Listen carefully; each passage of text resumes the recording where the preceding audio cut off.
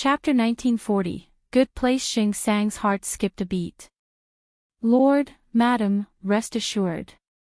We understand the significance of this place and your intentions for it. We won't breathe a word of it to anyone.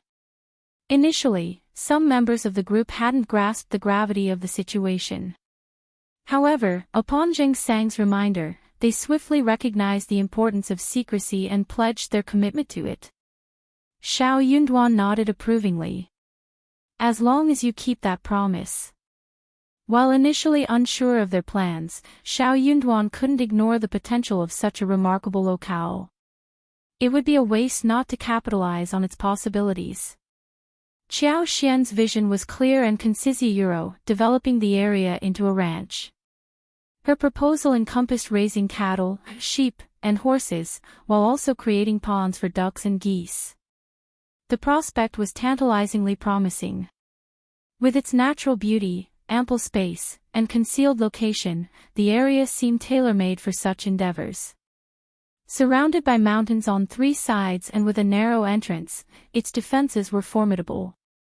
Their brief sojourn by the lake only heightened their curiosity, fueling their eagerness to explore every corner of the basin and unlock its full potential.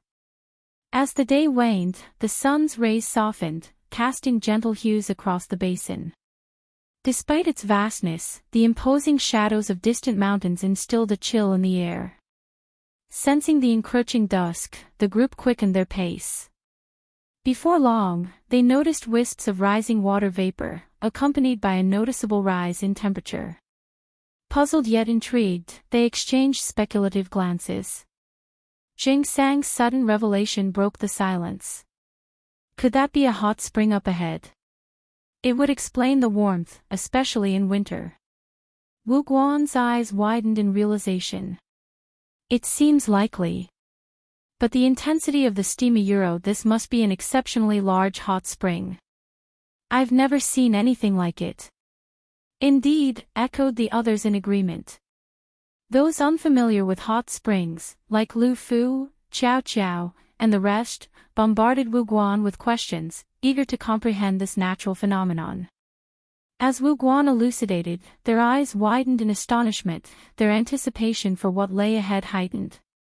The idea of naturally heated spring water bubbling up from the earth without the need for firewood seemed almost magical. With laughter and excitement, they hastened their steps toward the basin's end. True to their expectations, a vast hot spring awaited them, enveloped in swirling steam. The warm vapor caressed their faces, inducing a sense of relaxation and tranquility. Confronted with such a welcoming sight amid winter's chill, none could resist the allure of warmth. As they crouched beside the water, Qiao Qiao and the others eagerly dipped their hands in, exclaiming in delight, "Wow, it's really hot. So comforting and magical. What a marvelous discovery. It's incredibly convenient." Their spirits lifted, they settled into comfortable spots to wash their hands and faces. Qiao Xian issued a cautionary reminder, advising everyone to test the water's temperature beforehand to avoid any burns. Some sections were as scalding as boiling water, posing a risk of injury. Even Qiao Xian and Xiao Yunduan indulged in the ritual of cleansing their hands. Tempted by the natural hot spring, Qiao Xian entertained the notion of taking a bath. However, given the circumstances, it was clearly impractical. It wouldn't be appropriate for her, as the prefect's wife, to partake in such a leisurely activity in the wilderness, especially with so many subordinates present. Such behavior would be deemed impolite and improper. Regrettably, she had to resign herself to the reality of the situation. Chapter 1941. Build a hot spring villa. Xiao Yunduan couldn't help but notice his wife's contemplative gaze fixed on the hot spring water. He knew what she was thinking, and he found himself entertaining similar thoughts. Approaching Qiao Xian with a smile, he suggested, "Dear, how about we establish a hot spring villa here? It's not far from An's city, and we could spend a few days here." Qiao Xian's smile mirrored his own. "I was just about to suggest the same thing.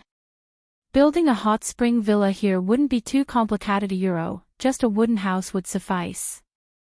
Beyond this basin lies the ancient forest, teeming with resources. Even without venturing out, we have lakes, rivers, and abundant prey right here. Xiao Yunduan nodded in agreement. Come spring, when the weather warms up, we'll arrange for its construction. Excitedly, Qiao Xian added, I'll design the villa to incorporate the hot spring directly. Perfect. Their eyes met, brimming with shared enthusiasm as they delved into planning. With nightfall approaching, preparations for dinner and lodging commenced. Zheng Sang, Wu Guan, and the others, well versed in the routine, required no instruction from Xiao Yunduan and Qiao Xian. Wu Guan led 2 individuals to scout for a suitable campsite, while Yi, Mian, Qiao Qiao, and Lu Fu set about handling the prey. Some ventured to gather firewood, while others prepared a space for a bonfire and barbecue. Mian and the others set to work downstream of the hot spring, where the warm water made it convenient to remove fur and wash the prey without fear of freezing hands. Today's catch of wild pheasants, hares, wild ducks, and grouse was swiftly cleaned in the soothing warmth of the water. Meanwhile, Yi attended to the deer he had hunted, slicing the meat into pieces and threading them onto tree skewers. Once skewered, they sprinkled a mixture of seasonings over the meats, allowing them to marinate and enhance their flavor for the upcoming roast. The abundance of trees on the hillside provided an ample supply of dead branches, easily gathered for firewood.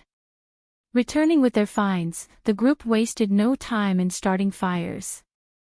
With nearly 20 people present, 2 fires were lit, ensuring everyone could partake in the cooking process. As the flames crackled and danced, each person took charge of roasting their own skewered meat. Mian and Qiao Qiao, aware of Qiao Xian's preference for chicken wings, thoughtfully skewered 3 pairs for her. They also prepared marinated wild duck legs, wild chicken legs, and succulent skewers of deer suet. Knowing Qiao Xian and Xiao Yunduan might not finish them all, they ensured there was plenty to share with the group. Once the meat was roasted to perfection, Wu Guan and the others, who had ventured off to scout for a suitable campsite, returned. Their faces were alight with smiles, their excitement palpable. It was evident they had secured a favorable spot for the night. Thanks to Lord and Madam, Wu Guan began, we stumbled upon a cave atop a nearby hill. Upon inspection, we found it spacious and dry. Let's make camp there and light a fire at the entrance for warmth. His announcement elicited cheers of gratitude from the group. Indeed, thanks to Lord and Madam, we have a comfortable place to rest tonight. No worries at all. Qiao Xian and Xiao Yunduan exchanged amused glances. They couldn't help but find the situation amusing. After all, they hadn't been the ones to discover the cave. Chapter 1942. Spending the night in the forest with a secure place for the night, the tension dissipated, and an air of relaxation settled over the group. Amidst lively conversation and laughter, the savory aroma of roasted meat wafted through the air, sizzling and crackling as it dripped onto the flames. Flipping the meat and adding seasoning, they continued to roast until the fragrance intensified, enticing all with its mouth-watering appeal. As the last morsels were savored and the sun dipped behind the mountains, they extinguished the bonfire and followed Wu Guan and the others back to the cave, carrying firewood for the night. Navigating the slope proved effortless, and soon they reached the cavern, spacious and dry as promised by Wu Guan's earlier assessment. With discussions underway, arrangements were made for night watch duty. A fire was kindled at the cave entrance, ensuring warmth and security throughout the night. As everyone settled in, Qiao Xian called for Li Xia, Mian, and Qiao Qiao to join her and Xiao Yunduan, carving out a space for their small group within the larger gathering. Qiao Xian nestled against Xiao Yunduan's embrace, engaging in quiet conversation with Mian before succumbing to fatigue. Today had been particularly taxing, and the excitement only added to her weariness. Cradled in her husband's arms, she felt a profound sense of security, drifting into slumber almost effortlessly. She stirred occasionally throughout the night, not due to the cold but rather the simplicity of their accommodations in the cave. As dawn broke, Xiao Xian roused from her rest, greeted by the sight of the brightening sky. A smile graced her lips as she met Xiao Yunduan's gaze, exchanging silent understanding.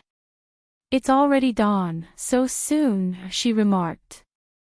Xiao Yunduan returned her smile. "Indeed. Unlike home, we can rise with the sun here." Xiao Xian chuckled as she noticed the absence of others in the cavern. "Seems like everyone has already departed," she observed, a hint of bemusement in her tone. Their departure had been so discreet that she hadn't even noticed. Xiao Yunduan offered his hand to help Xiao Xian up, and as they exited the cave, she remarked with a smile, "I wonder if Anan slept well last night. He must have missed me. Let's head out now, maybe we can make it back to An's city tonight." Xiao Yunduan replied, "Anan is just a boy, there's no need to fuss. Children sleep well when they're tired, regardless of whether you're with them or not." Xiao Xian shot him a reproachful glance. "He's still young, you shouldn't speak about him so casually. You usually spoil him too." Xiao Yunduan simply smiled in response, saying nothing. As they approached the hot spring's edge, they spotted Mianmian, Chow Chow, and the others laughing and playing in the water. It was their first encounter with the hot spring, and they seemed to be enjoying it immensely. Upon noticing Xiao Xian and Xiao Yunduan's arrival, they eagerly greeted them, ready to share their experiences. After a quick freshening up, Xiao Xian and the group headed to the spot where the bonfire had been roasted the night before. Not long after, Jing Sang and the others returned one after another. The atmosphere was filled with jubilation as everyone recounted their gains from the expedition. The prey in this area proved to be exceptionally abundant and delectable. Despite the distant howls of wolves during the night, likely driven over the mountain to hunt, the lush vegetation still attracted numerous herbivores. Jing Sang and his companions enjoyed a fruitful morning, resulting in a bountiful harvest of 10 deer, along with 20 to 30 pheasants, hares, wild ducks, and more. For breakfast, they roasted pheasants, wild rabbits, and other small game, savoring the fruits of their labor before preparing to depart. The deer they captured were notably robust, with one weighing in at 80 to 90 catties, and 2 especially plump specimens tipping the scales at over 100 catties each. Chapter 1943. Returning to the city, more than 10 individuals returned from their excursion, laden not only with the deer they had captured but also with yesterday's harvest of Gastrodia alata and Ganoderma lucidum. Along the journey, they also managed to casually hunt a few wild rabbits and pheasants, returning with a bounty of game. The journey had been considerable, justifying the acquisition of such prey. Despite widespread envy, others could only resign themselves to this reality. By noon, the returning party reached the village where they had been staying. Deer hunting in the forest was a rare feat, even for the most seasoned hunters who hesitated to venture too deeply into its depths. The return of Xiao Xian, Xiao Yunduan, and their companions with such a remarkable haul left the entire village in awe. Almost the entirety of the village flocked to the land officer's residence to witness the spectacle. Excited children dashed around, exclaiming, "Look at the big deer! Look at the big deer!" They eagerly squeezed in, their envy palpable. One of the village's landlords even inquired if they were willing to sell the deer. However, selling was out of the question. The effort to acquire them had been considerable, and there were only 10 deer to share among them. Only those of notable stature could claim a portion, leaving the rest disappointed. The landlord was eager to purchase a deer by any means possible, but faced with their refusal, could only reluctantly abandon the idea. Ordinarily, a landlord might resort to raising the price or employing threats, but Xiao Xian, Xiao Yunduan, and their companion seemed formidable and not easily swayed. Hence, the landlord dared not provoke them. In a gesture of gratitude, Xiao Xian and the others gifted a pheasant and a wild rabbit to the land officer's family, sharing a modest meal before departing for An's province. Although they had already settled their accommodations with the land officer's family, the added gifts brought joy to their hosts, who bid them farewell with smiles. As night fell, Qiao Xian and company returned to the state office. After freshening up and changing out of their travel-worn attire, Qiao Xian went to check on her son. Children often seek reassurance from their mothers, particularly in the darkness of night. The little girl's muffled cries for "Mom" prompted relief and happiness among Nanny and the others when Qiao Xian arrived. The little guy was so happy that he screamed and threw himself at Qiao Xian, almost falling off the bed. The nanny, Kaiyun, and the others eagerly reached out to embrace him. The little one showed no fear, only giggles. Qiao Xian chuckled, scooping the child into her arms and peppering his face with kisses. "How dare you? My sweetie, do you miss me?" The little girl giggled and snuggled closer to Qiao Xian, her laughter melting Qiao Xian's heart. As Xiao Yunduan approached, he beheld the tender scene of mother and daughter embracing and couldn't help but smile, his eyes soft with affection. The successful hunt brought joy to all. Servants from the east courtyard gathered excitedly, chatting and pointing as they marveled at the sight of the wild deer. Although they couldn't feast on it, the novelty alone was worth the spectacle.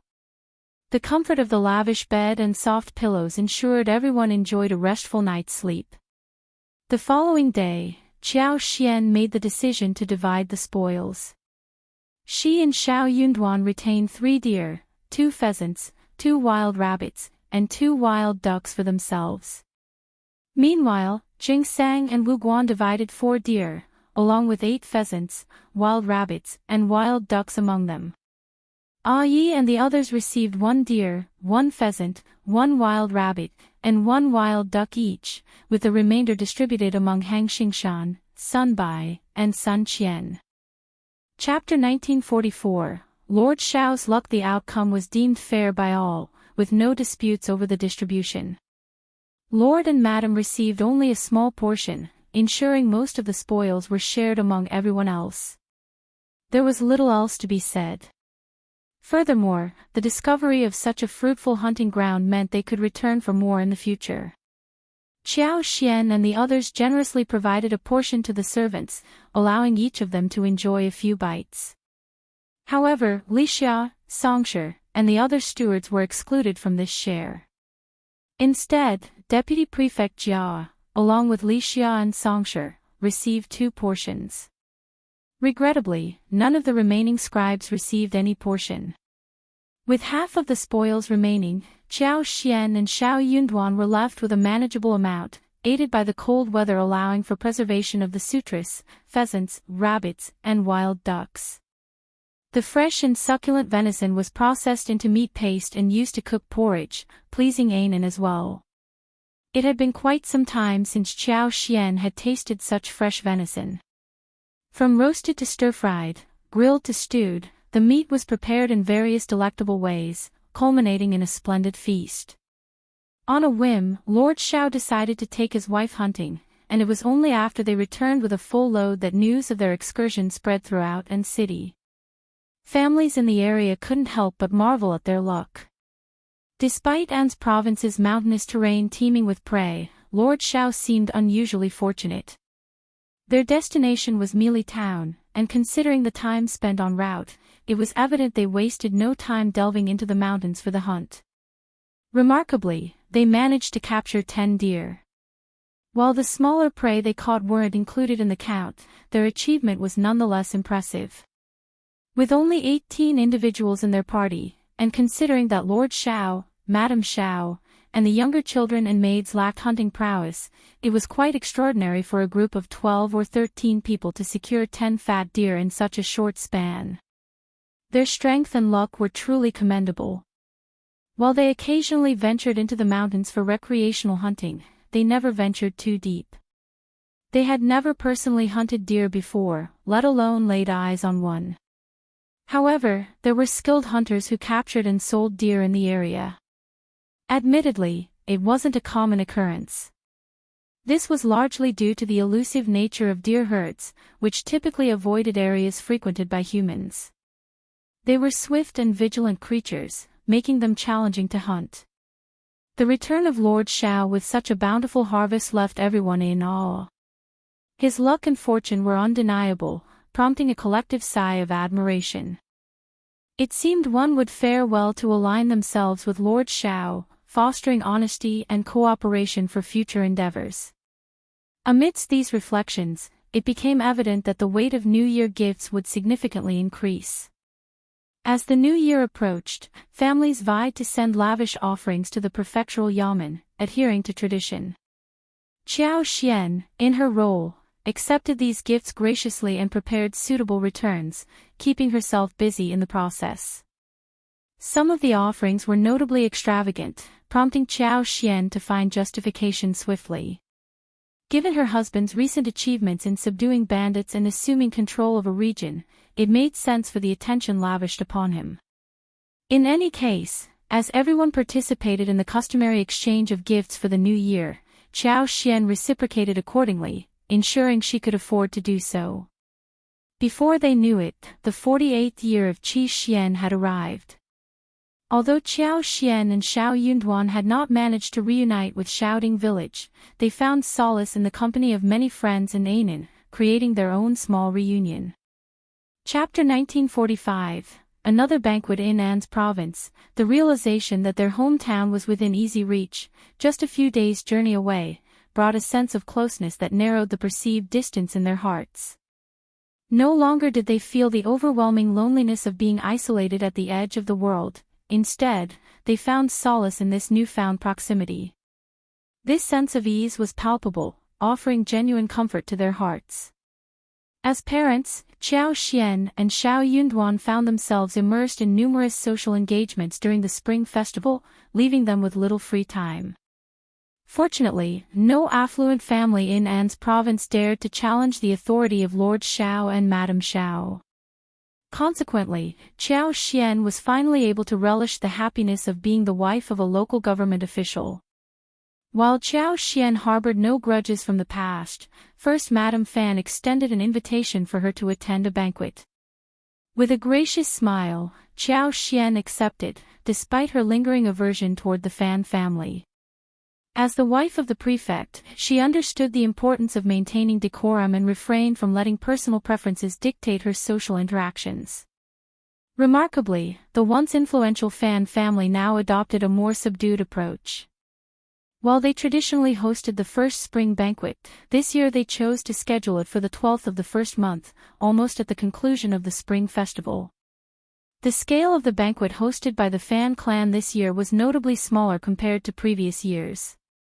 In truth, the Fan family was currently in a state of embarrassment and humility. The prospect of hosting a banquet seemed daunting, given the stark contrast in their status. They would feel ashamed even if they attempted to treat their guests lavishly. Nevertheless, they had no choice but to extend an invitation to Lord Shao. The consequences of not inviting him would only compound their embarrassment further, as rumors and speculations from outsiders would likely exacerbate their predicament. Fortunately, Qiao Xian found no reason to decline the invitation, demonstrating her willingness to visit, much to the relief of the two patriarchs and the two matriarchs of the Fan family. Madame Xiao's visit signaled Lord Xiao's leniency toward the Fan family and the bandits. Despite this, the Fan clan remained cautious, maintaining a low profile.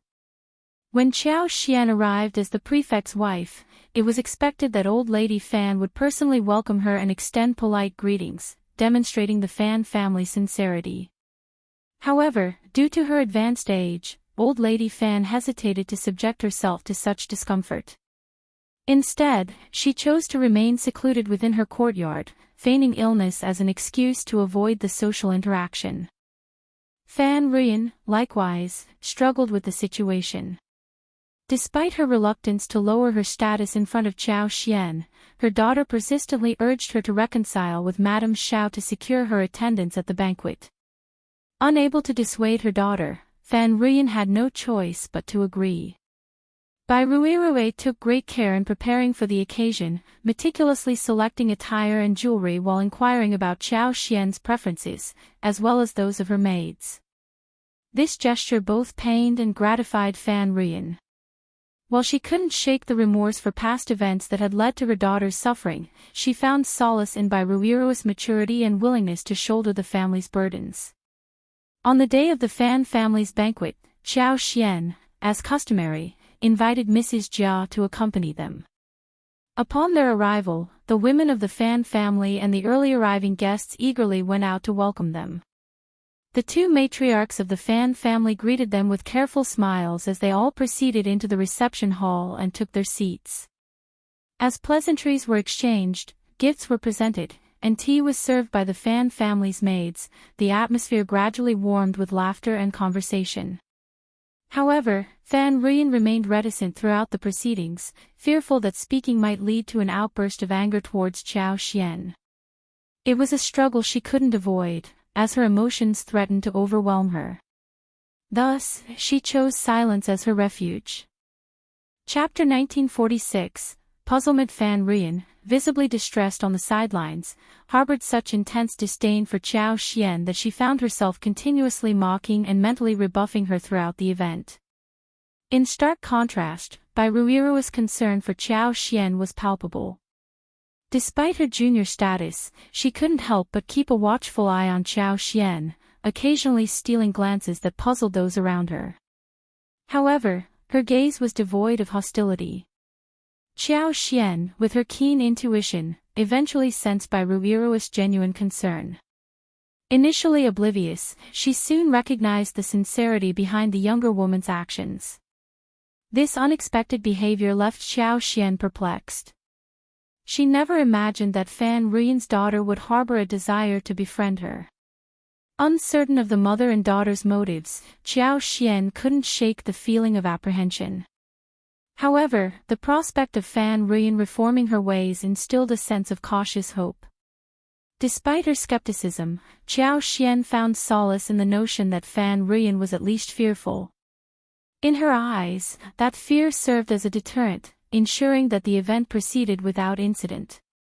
As the day came to a close, and the Fan family bid farewell to Xiao Xian without any disruption, a sense of relief washed over the two matriarchs, finally allowing them to exhale the tension that had plagued them throughout the gathering.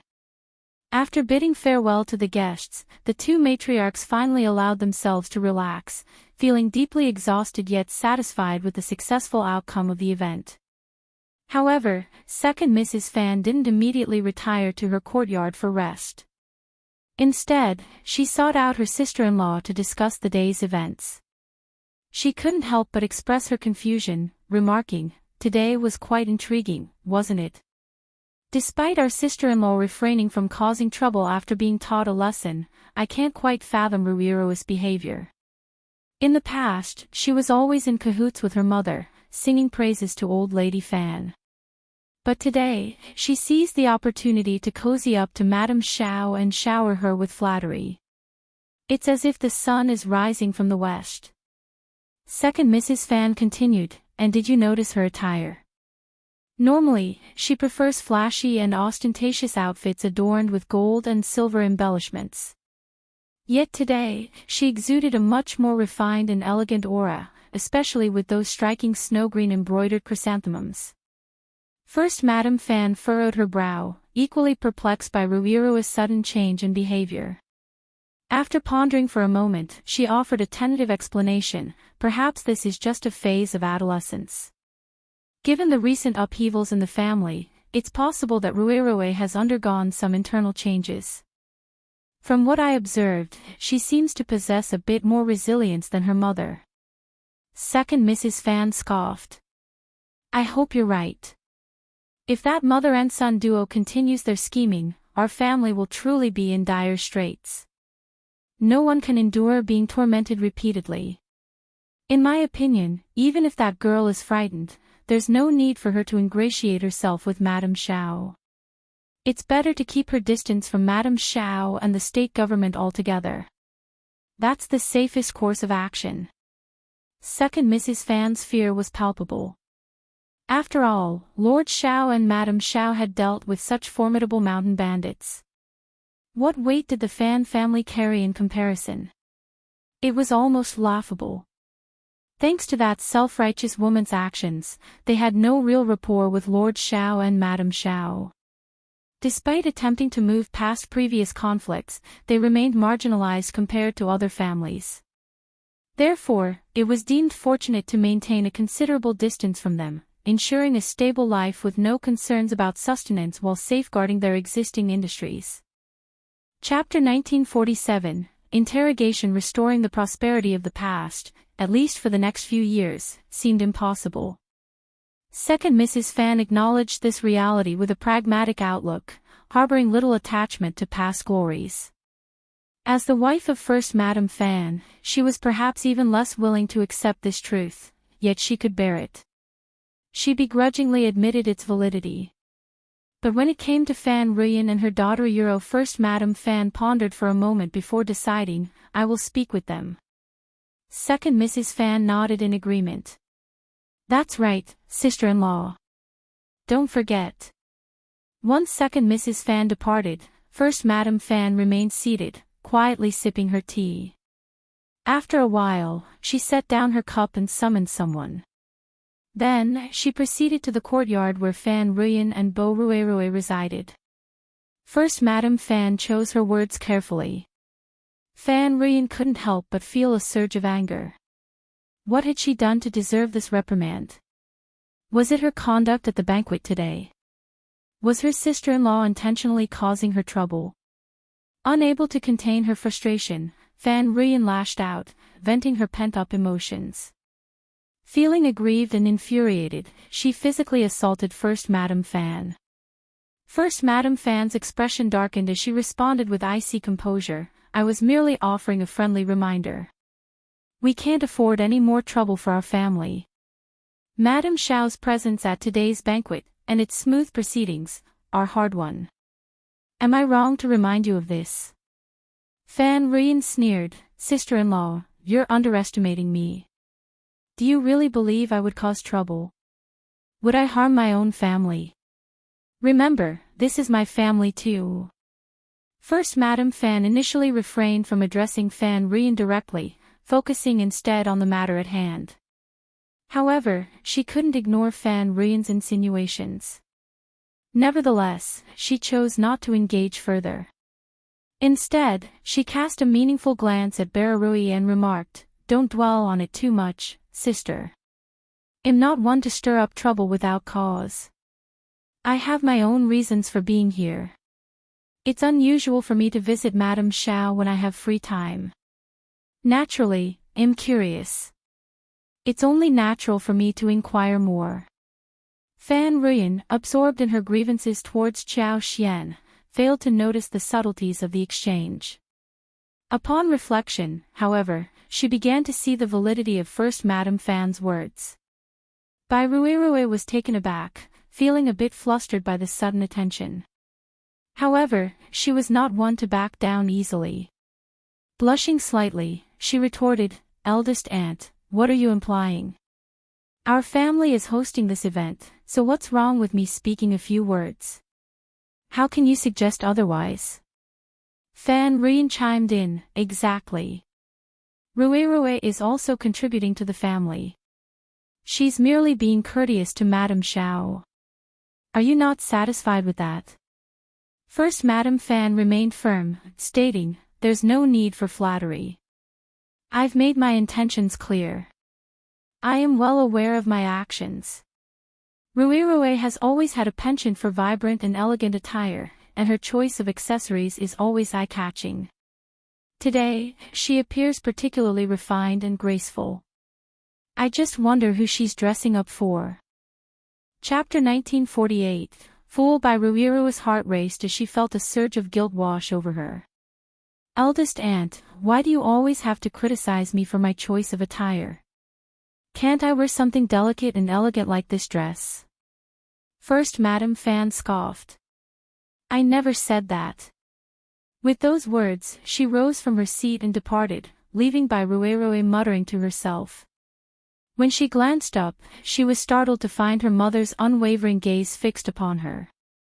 She attempted a forced smile. Mothra Fan Ruyan furrowed her brows, scrutinizing her daughter. Be honest with me, what's troubling you today? I didn't Rue, I am your mother. Fan Rian's tone carried a hint of displeasure. You can't deceive me. I know you harbor disdain for Miss Qiao, so why pretend? The sight of her own daughter fawning over Qiao Xian right in front of her left her deeply unsettled. If only she could turn back time and intervene before things escalated. Bai Rue slowly lowered her head, her delicate fingers fidgeting with her clothes nervously. Despite Fan Rian's persistent inquiries, Bai Rue stuck to her story, insisting she feared reprisal from Madame Xiao, and thus sought to curry favor with Harayuro. Though skeptical, Fan Rian found her daughter's distress genuine. No matter how hard she pressed, Bai Rue remained steadfast, on the verge of tears. Reluctantly, Fan Rian had no choice but to accept her explanation. She couldn't help but feel a pang of sympathy for Bai Rue. She chastised Harayuro. After all, the Fan family hadn't reached such dire straits yet. There was no need for a young girl like her to sacrifice herself. Her mother and grandmother would shield her. She couldn't afford to be so naive. In the future. Bai Rue found solace in Fan Rian's embrace. Her voice sounded strained as she hummed, her eyes reflecting profound thoughts. No one could decipher her inner turmoil. As the prefect, Xiao Yunduan abstained from attending banquets, but he remained occupied throughout the spring festival. He busied himself with visits to esteemed families and hosting gatherings to honor erudite Confucian scholars from across the land. One such event was organized to welcome Jia Heming and other officials, providing them solace amidst their duties. Jia Heming, in his capacity as deputy prefect, reciprocated, extending the festivities for another day. Furthermore, Xiao Yunduan engaged in discussions with heads of prominent families to chart the development course for An's province. His schedule left him with scarce leisure time throughout the entire festival. While Xiao Yunduan had no intention of attending banquets hosted separately by the Mei and Hua families, they jointly arranged a gathering. Their motives were threefold: to reciprocate hospitality, to celebrate the advent of spring, and to express gratitude to the prefect for bringing peace and prosperity to An's province. Thus, Xiao Yunduan had to acquiesce, granting them due respect. Coincidentally, on the 12th day of the first lunar month, the prominent family clan secured the services of the renowned Cool Breeze gang in An's province and extended an invitation to Xiao Yunduan. As they ventured out that day, Xiao Yunduan and Qiao Xian were in each other's company until they diverged along the way. However, Qiao Xian returned at 3 o'clock in the afternoon, prompting Xiao Yunduan's concern that the revelry might continue late into the night. While Xiao Yunduan occasionally attended such gatherings back in the capital, it was a rare occurrence for him here, marking his first attendance. At dinner, Qiao Xian found herself dining alone, with Anan occupied elsewhere. Perhaps due to the prolonged absence of family meals, Qiao Xian experienced a sudden emptiness in her heart. Reflecting calmly, she realized the irrationality of her worries and broke into a smile. She was letting her fears get the best of Harayuro, fearing that her husband might succumb to temptation and veer off the righteous path. Chapter 1949, Thoughts. He wasn't a naive, easily swayed individual. How could he succumb to others' advances so readily? Moreover, as the prefect, he held a position of authority and prestige. His circumstances had changed since his time in the Capitale. Few would dare to plot against him so brazenly. As she pondered this, Qiao Xian found herself growing more reassured. But then, another thought crept in. Upon further reflection, she realized that her husband's current status as the prefect brought with it a host of individuals seeking to gain his favor. It wasn't quite the same as their life in the capital. Back then, despite his reputation, he held a modest rank as a fifth-grade official, attracting little attention from those seeking to ingratiate themselves. But now, in An's province, he was the authority figure, the one everyone sought to impress. And in his efforts to win her favor, he undoubtedly bestowed upon her various benefits: gold, silver, jewels, fertile lands, and perhaps even the attention of other admirers. Yes, Xiao Xian finally grasped the source of her unease. With a soft sigh and a smile, she anticipated what lay ahead. She also couldn't help but wonder if her suspicions were correct. Undoubtedly, Xiao Yunduan must have attracted quite a bit of attention from the women at the banquet today. The New Year's festivities presented an ideal opportunity for individuals to cozy up to Lord Xiao, a temptation that had lured many before the arrival of the new year. Lord Xiao had no concubines, and his affections were solely reserved for Madame Xiao. With the young master still in his tender years, Madame Xiao bore the responsibilities of both child-rearing and household management, in addition to navigating social obligations. Her plate was undoubtedly full, leaving little room for her husband's personal care. Considering this, it seemed only logical that Lord Xiao would benefit from the presence of a sensible and considerate companion. Indeed, anyone capable of presenting Lord Xiao with a suitable partner stood to gain considerable influence in the future of An's province. Lord Xiao's capabilities were such that aligning oneself with him promised prosperity and success. However, the task of providing Lord Xiao with a companion he truly admired was no simple feat. Lord Xiao wasn't a man of base desires, he was a distinguished scholar hailing from the most flourishing capital in the world. Prior to his relocation, he enjoyed considerable favor even within the prince's circle, suggesting he had encountered his fair share of captivating individuals. So, how could an ordinary beauty capture his attention? This woman would need to possess youth, beauty, intelligence, talent, empathy, gentleness, and consideration at the very least. She would need to exude an allure so captivating, so enchanting, that Lord Xiao couldn't help but be drawn to her. In essence, finding such a person was no small feat, but there were always those willing to take up the challenge. For instance, today, an affluent gentleman surnamed Zhuang went to great lengths to procure a clever and youthful maiden named Lu Ji from Jiangnan. While inebriated, he entertained the notion of presenting her to Lord Xiao. As for the entertainment arranged for today's festivities, the singers and dancers had been meticulously chosen and rehearsed well in advance. Many of these talents were specially imported from overseas before the onset of the new year. The elite families of An's prefecture spared no expense in their preparations for the banquet. Commencing at noon, the banquet commenced with guests seated amidst the soft strains of music, engaging in jovial conversation and laughter. The ambience was vibrant and convivial.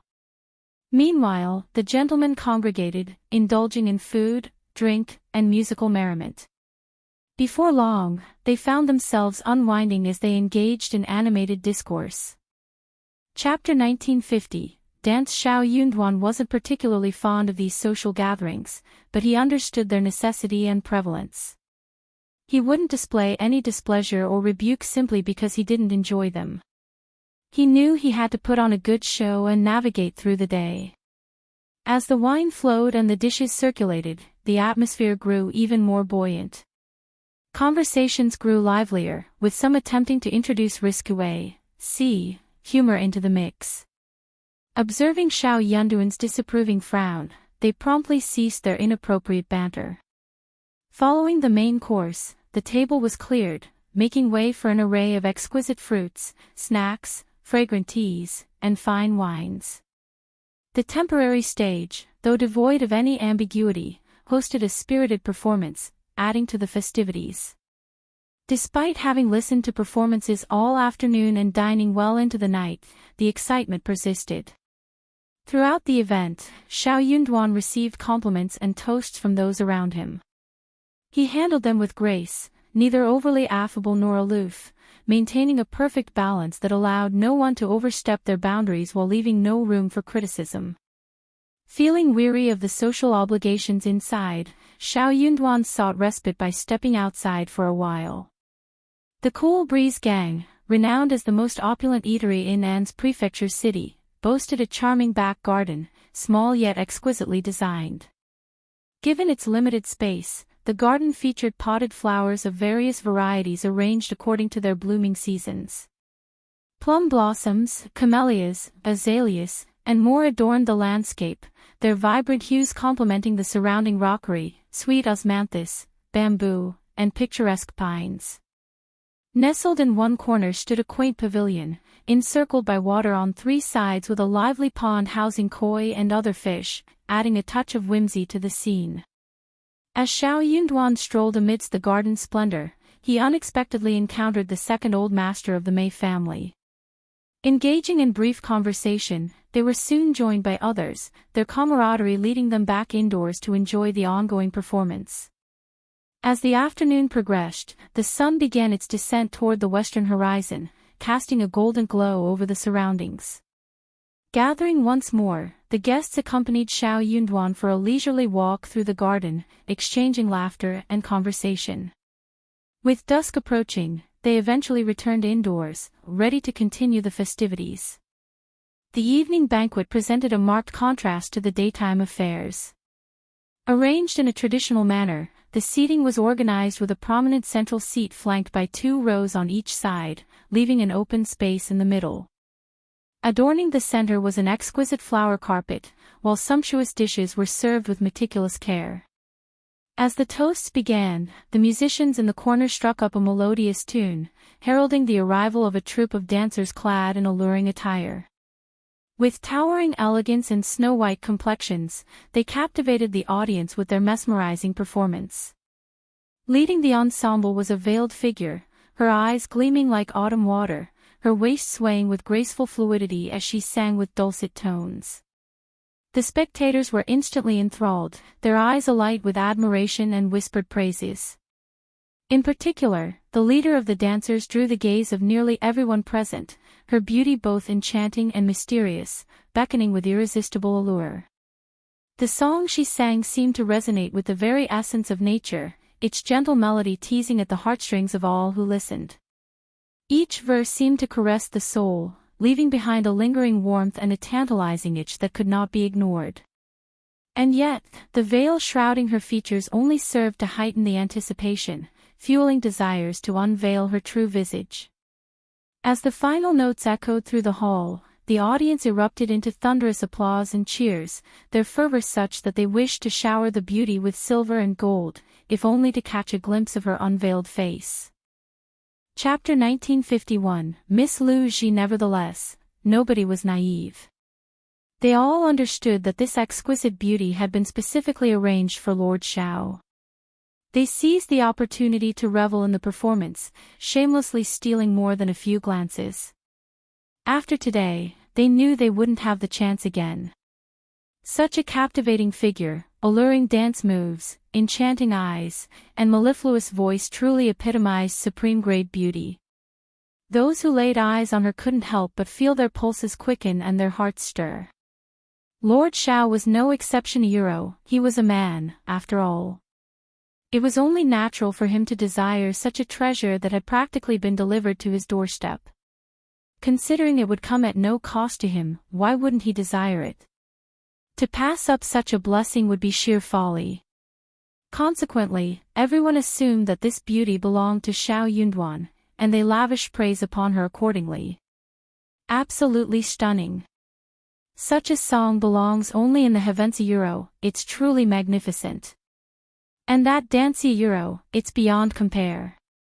I've never witnessed anything like it before. A beauty capable of toppling kingdoms. Such rarity. We owe it all to Lord Xiao. Ha! Indeed, it's all thanks to Lord Xiao. Without him, we wouldn't have had the pleasure of experiencing such a marvelous performance. That's right, ha ha ha.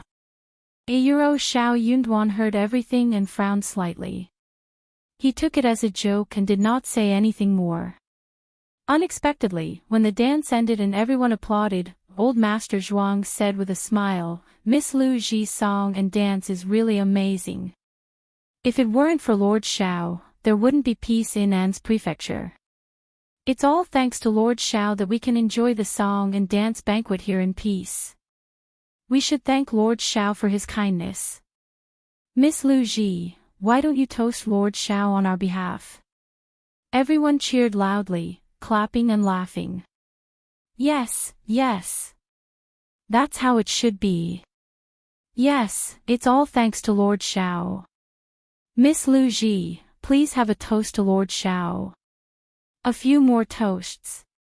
True. Miss Lu Ji still had not taken off her veil, but she smiled at Xiao Yunduan with a charming smile. She raised her hand and walked towards Xiao Yunduan with the small white jade wine glass in her hand.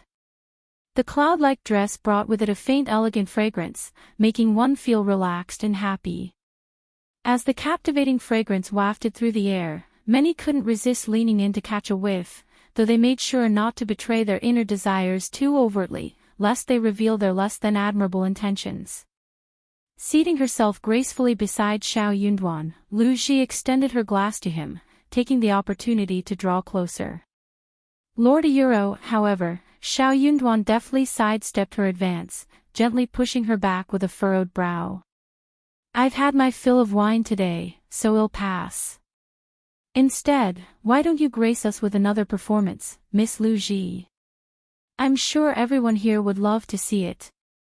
Though Xiao Yunduan would have preferred to excuse himself from the situation, he recognized the importance of maintaining cordial relations with the influential families of An's prefecture for the region's development. Regardless of the intentions behind the offer of such a beauty, he couldn't bring himself to accept it. He wouldn't even entertain the idea of touching her. Unaware of her upbringing or background, he could only perceive her as tainted. Chapter 1952.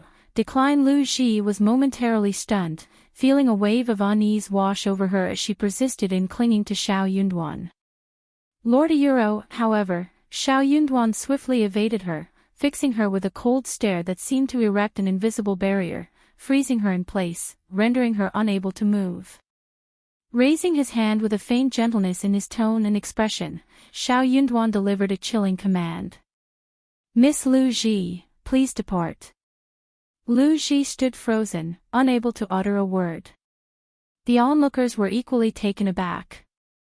Many of the more observant individuals noted Xiao Yunduan's clear lack of interest in Miss Lu Ji. He hadn't even attempted to take advantage of the situation. They couldn't believe it.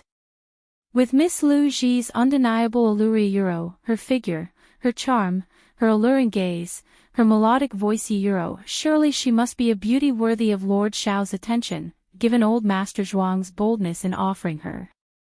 If even Lord Xiao wasn't enticed by such a woman, then who else could possibly win his favor? Despite this, many remained hopeful, anticipating that old Master Zhuang's bold move might inspire others to vie for Lord Xiao's favor in the future, each seeking their own share of the spoils. For any man with means and status, the prospect of possessing numerous beauties was an enticing one. However, if Lord Xiao rejected such a supreme-grade woman, where could one possibly find a better match? Xiao Yunduan's decisive action shattered the illusions of many present. While those less perceptive individuals who remained enchanted by Miss Lu Ji's allure initially expressed their delight upon hearing Xiao Yunduan's words, applauding and cheering for his decision, others praised his integrity and magnanimity. Xiao Yunduan's smile served as a tacit confirmation of their sentiments. Without hesitation, Qing Yan promptly escorted Miss Lu Ji away from Xiao Yunduan's vicinity. Though reluctant to relinquish the wine glass in her hand, Miss Lu Ji maintained a facade of compliance, suggesting, "How could I defy Lord Xiao's wishes? Perhaps you could enjoy this glass of wine first. Afterwards, I'll treat you and the esteemed gentleman to another round of song and dance." The crowd erupted into cheers at her offer.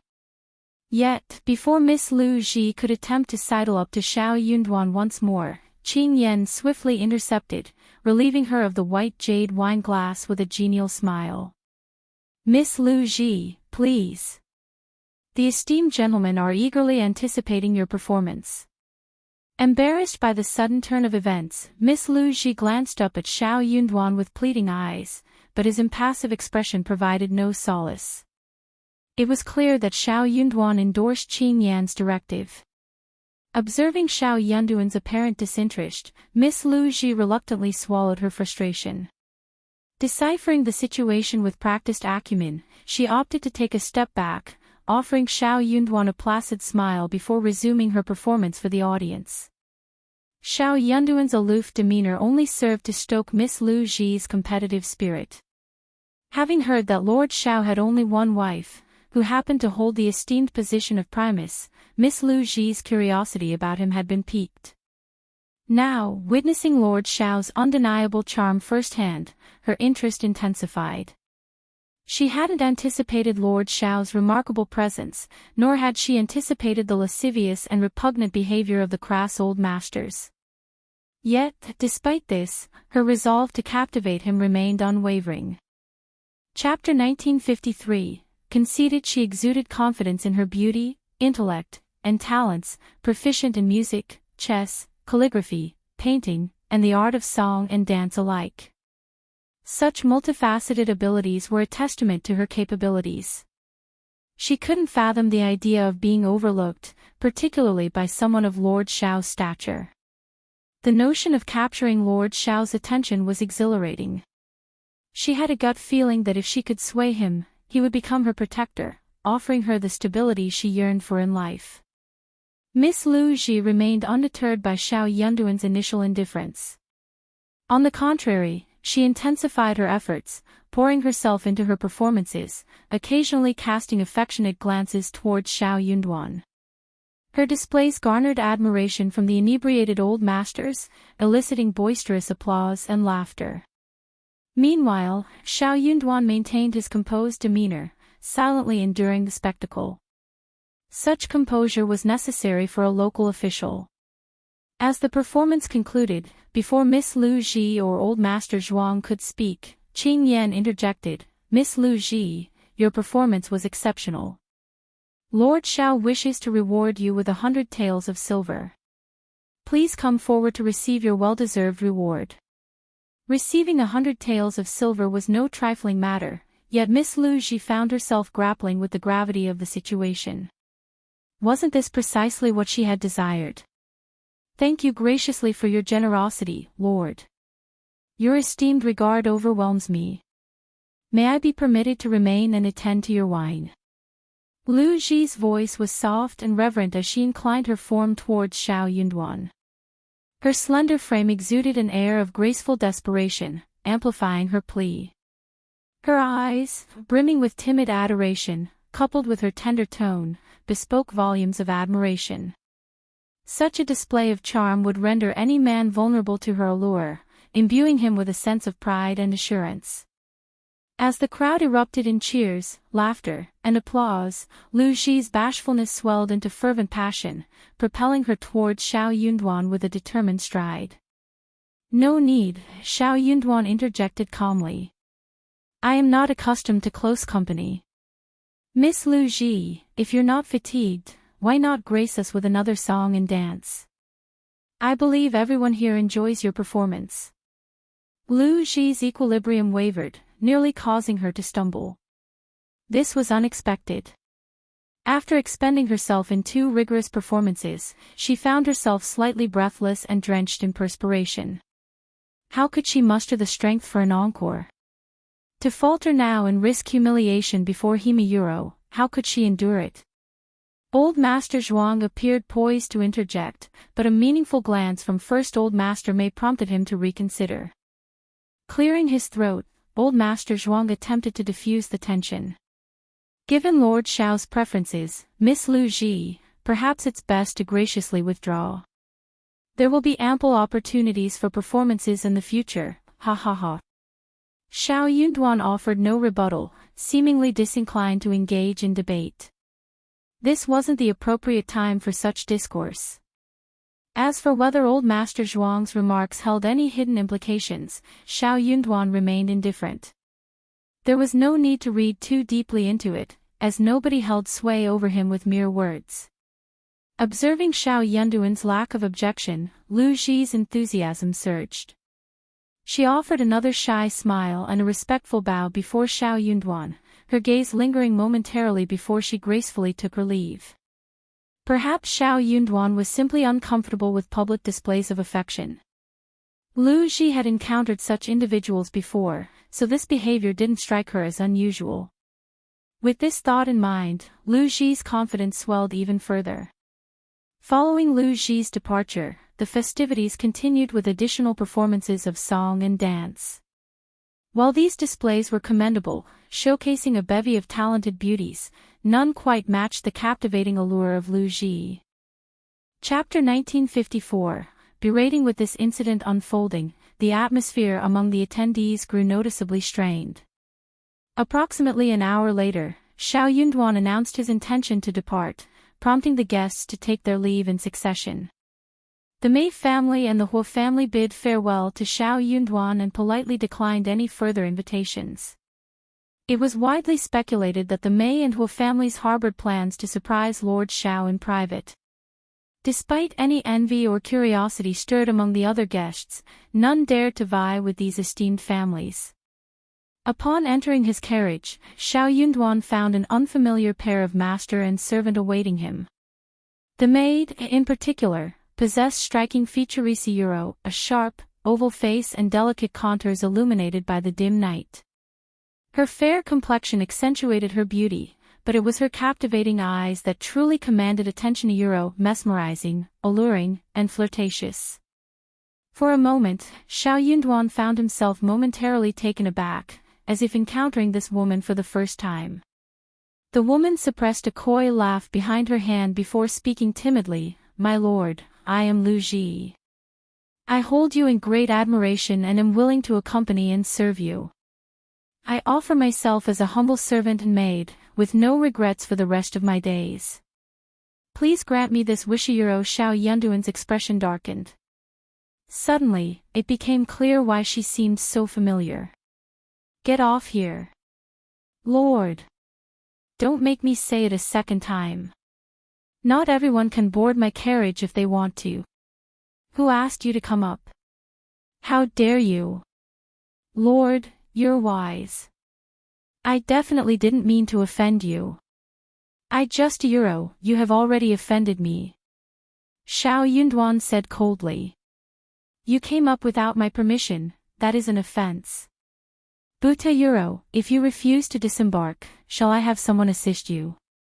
Xiao Yunduan's stern words jolted Lu Ji, leaving her no room for further argument. She timidly grasped the maid's hand and hastily exited the carriage. As Lu Ji vacated her seat, Xiao Yunduan cast a disapproving glance in her direction, his brow furrowing in displeasure. With a decisive pivot, he descended from the carriage and ordered Qing Yan to fetch a horse. Mounting swiftly, he rode off, trailed by Sun Bai and his retinue. Meanwhile, Qing Yan commandeered the vacated carriage, positioning himself at the edge with a disdainful snort aimed at Lu Ji, before instructing the coachman to proceed. Internally flustered, Lu Ji found herself at a loss for words, her thoughts swirling chaotically. The maid, bewildered by the unfolding events, voiced her confusion. "Miss, how could Lord Xiao treat you like this? You've done nothing but Kinesi Euro." "Enough," Lu Ji interjected, her embarrassment threatening to overwhelm her. She turned away, seeking solace in the presence of Old Master Zhuang. Old Master Zhuang, too, appeared taken aback and apprehensive. Could this incident incur Lord Xiao's ire? Regardless of his concerns, his only course of action was to escort Lu Ji back promptly and relay the events to the second Old Master of the Mei family with haste. Lu Ji's exceptional beauty made her a rare find indeed. Even with ample resources, locating her wouldn't have been a simple task. Upon hearing the report, second Old Master Mei offered little response, allowing Old Master Zhuang to depart without much ado. However, once alone, his countenance soured considerably. The discovery of this coveted beauty proved to be a disappointment. She seemed utterly ineffectual.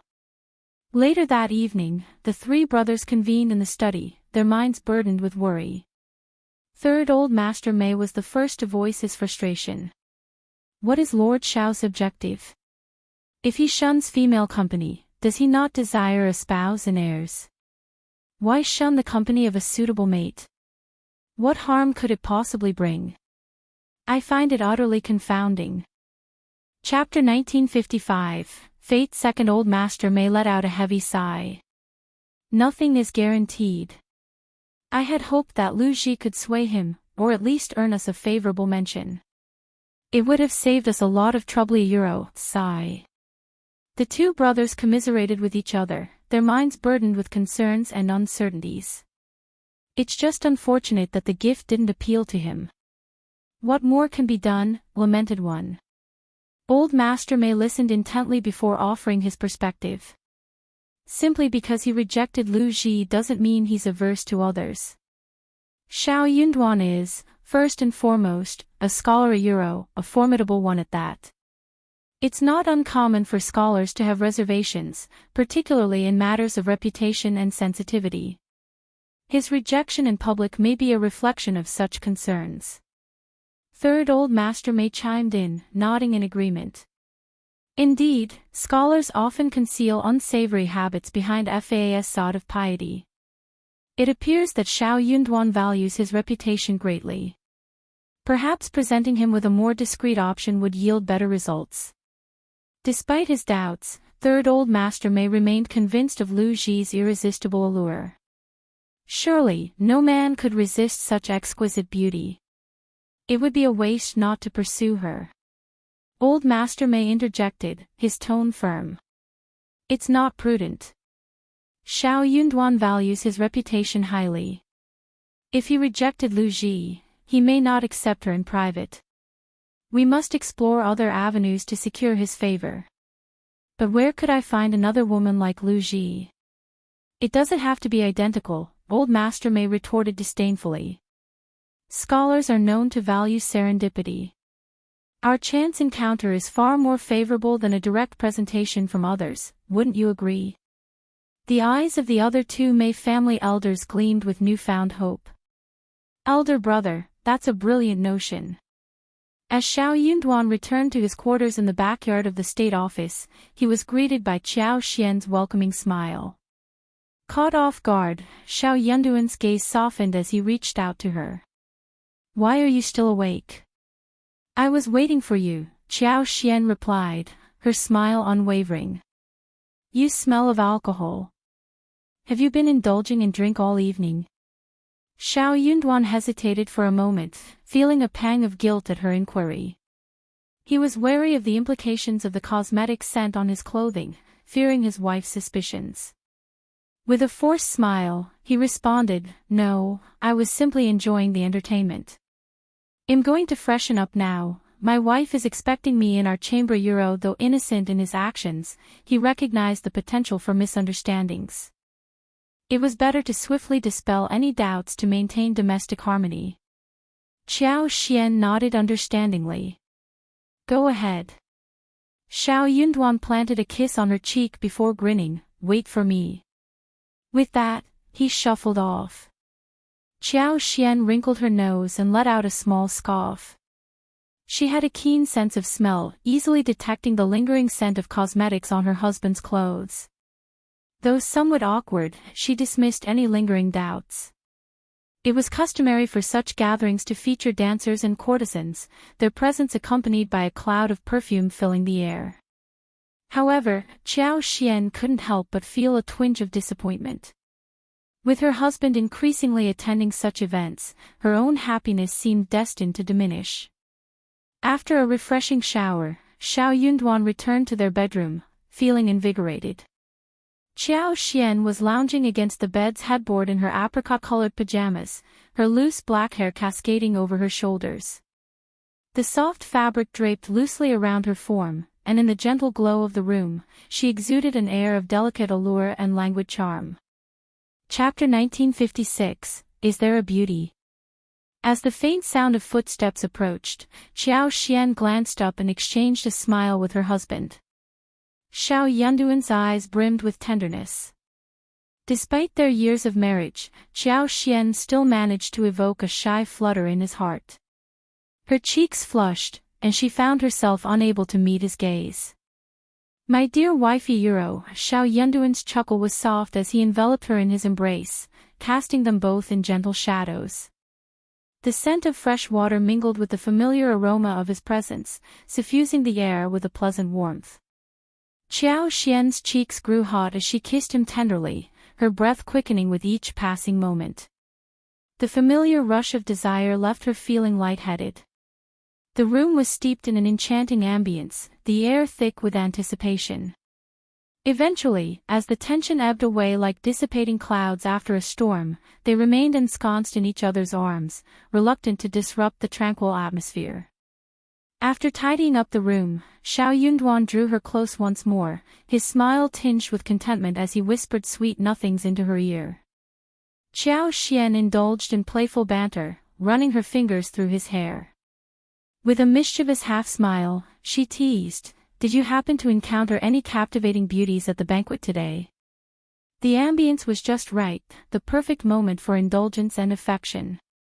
It was only fitting that he inquire. However, there was no way she could retire for the night with him. Otherwise, slumber might prove elusive. Xiao Yunduan gently tapped her nose, a knowing smile gracing his lips. He anticipated her question. In truth, he began, there were a few performers singing and dancing, their cacophony causing quite the headache. Whether they were exceptional or not mattered little to me. Their presence holds no significance. Qiao Xian chuckled, feeling reassured by his response. For women, a man's attitude mattered most, words reinforced by actions. Indeed, she concurred, those unruly individuals harbor ill intentions. My dear husband, steer clear of their company.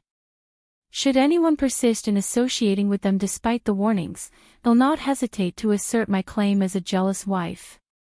Xiao Yunduan gently kissed her, his voice tender, never. I couldn't bear it. They already had a son, with plans for more children in the future. If his wife were to be labeled as a jealous woman, their children could simply brush it off, joking that she was their daughter-in-law, and it wouldn't affect their son-in-law. Xiao Yunduan was thinking ahead, considering the long-term implications.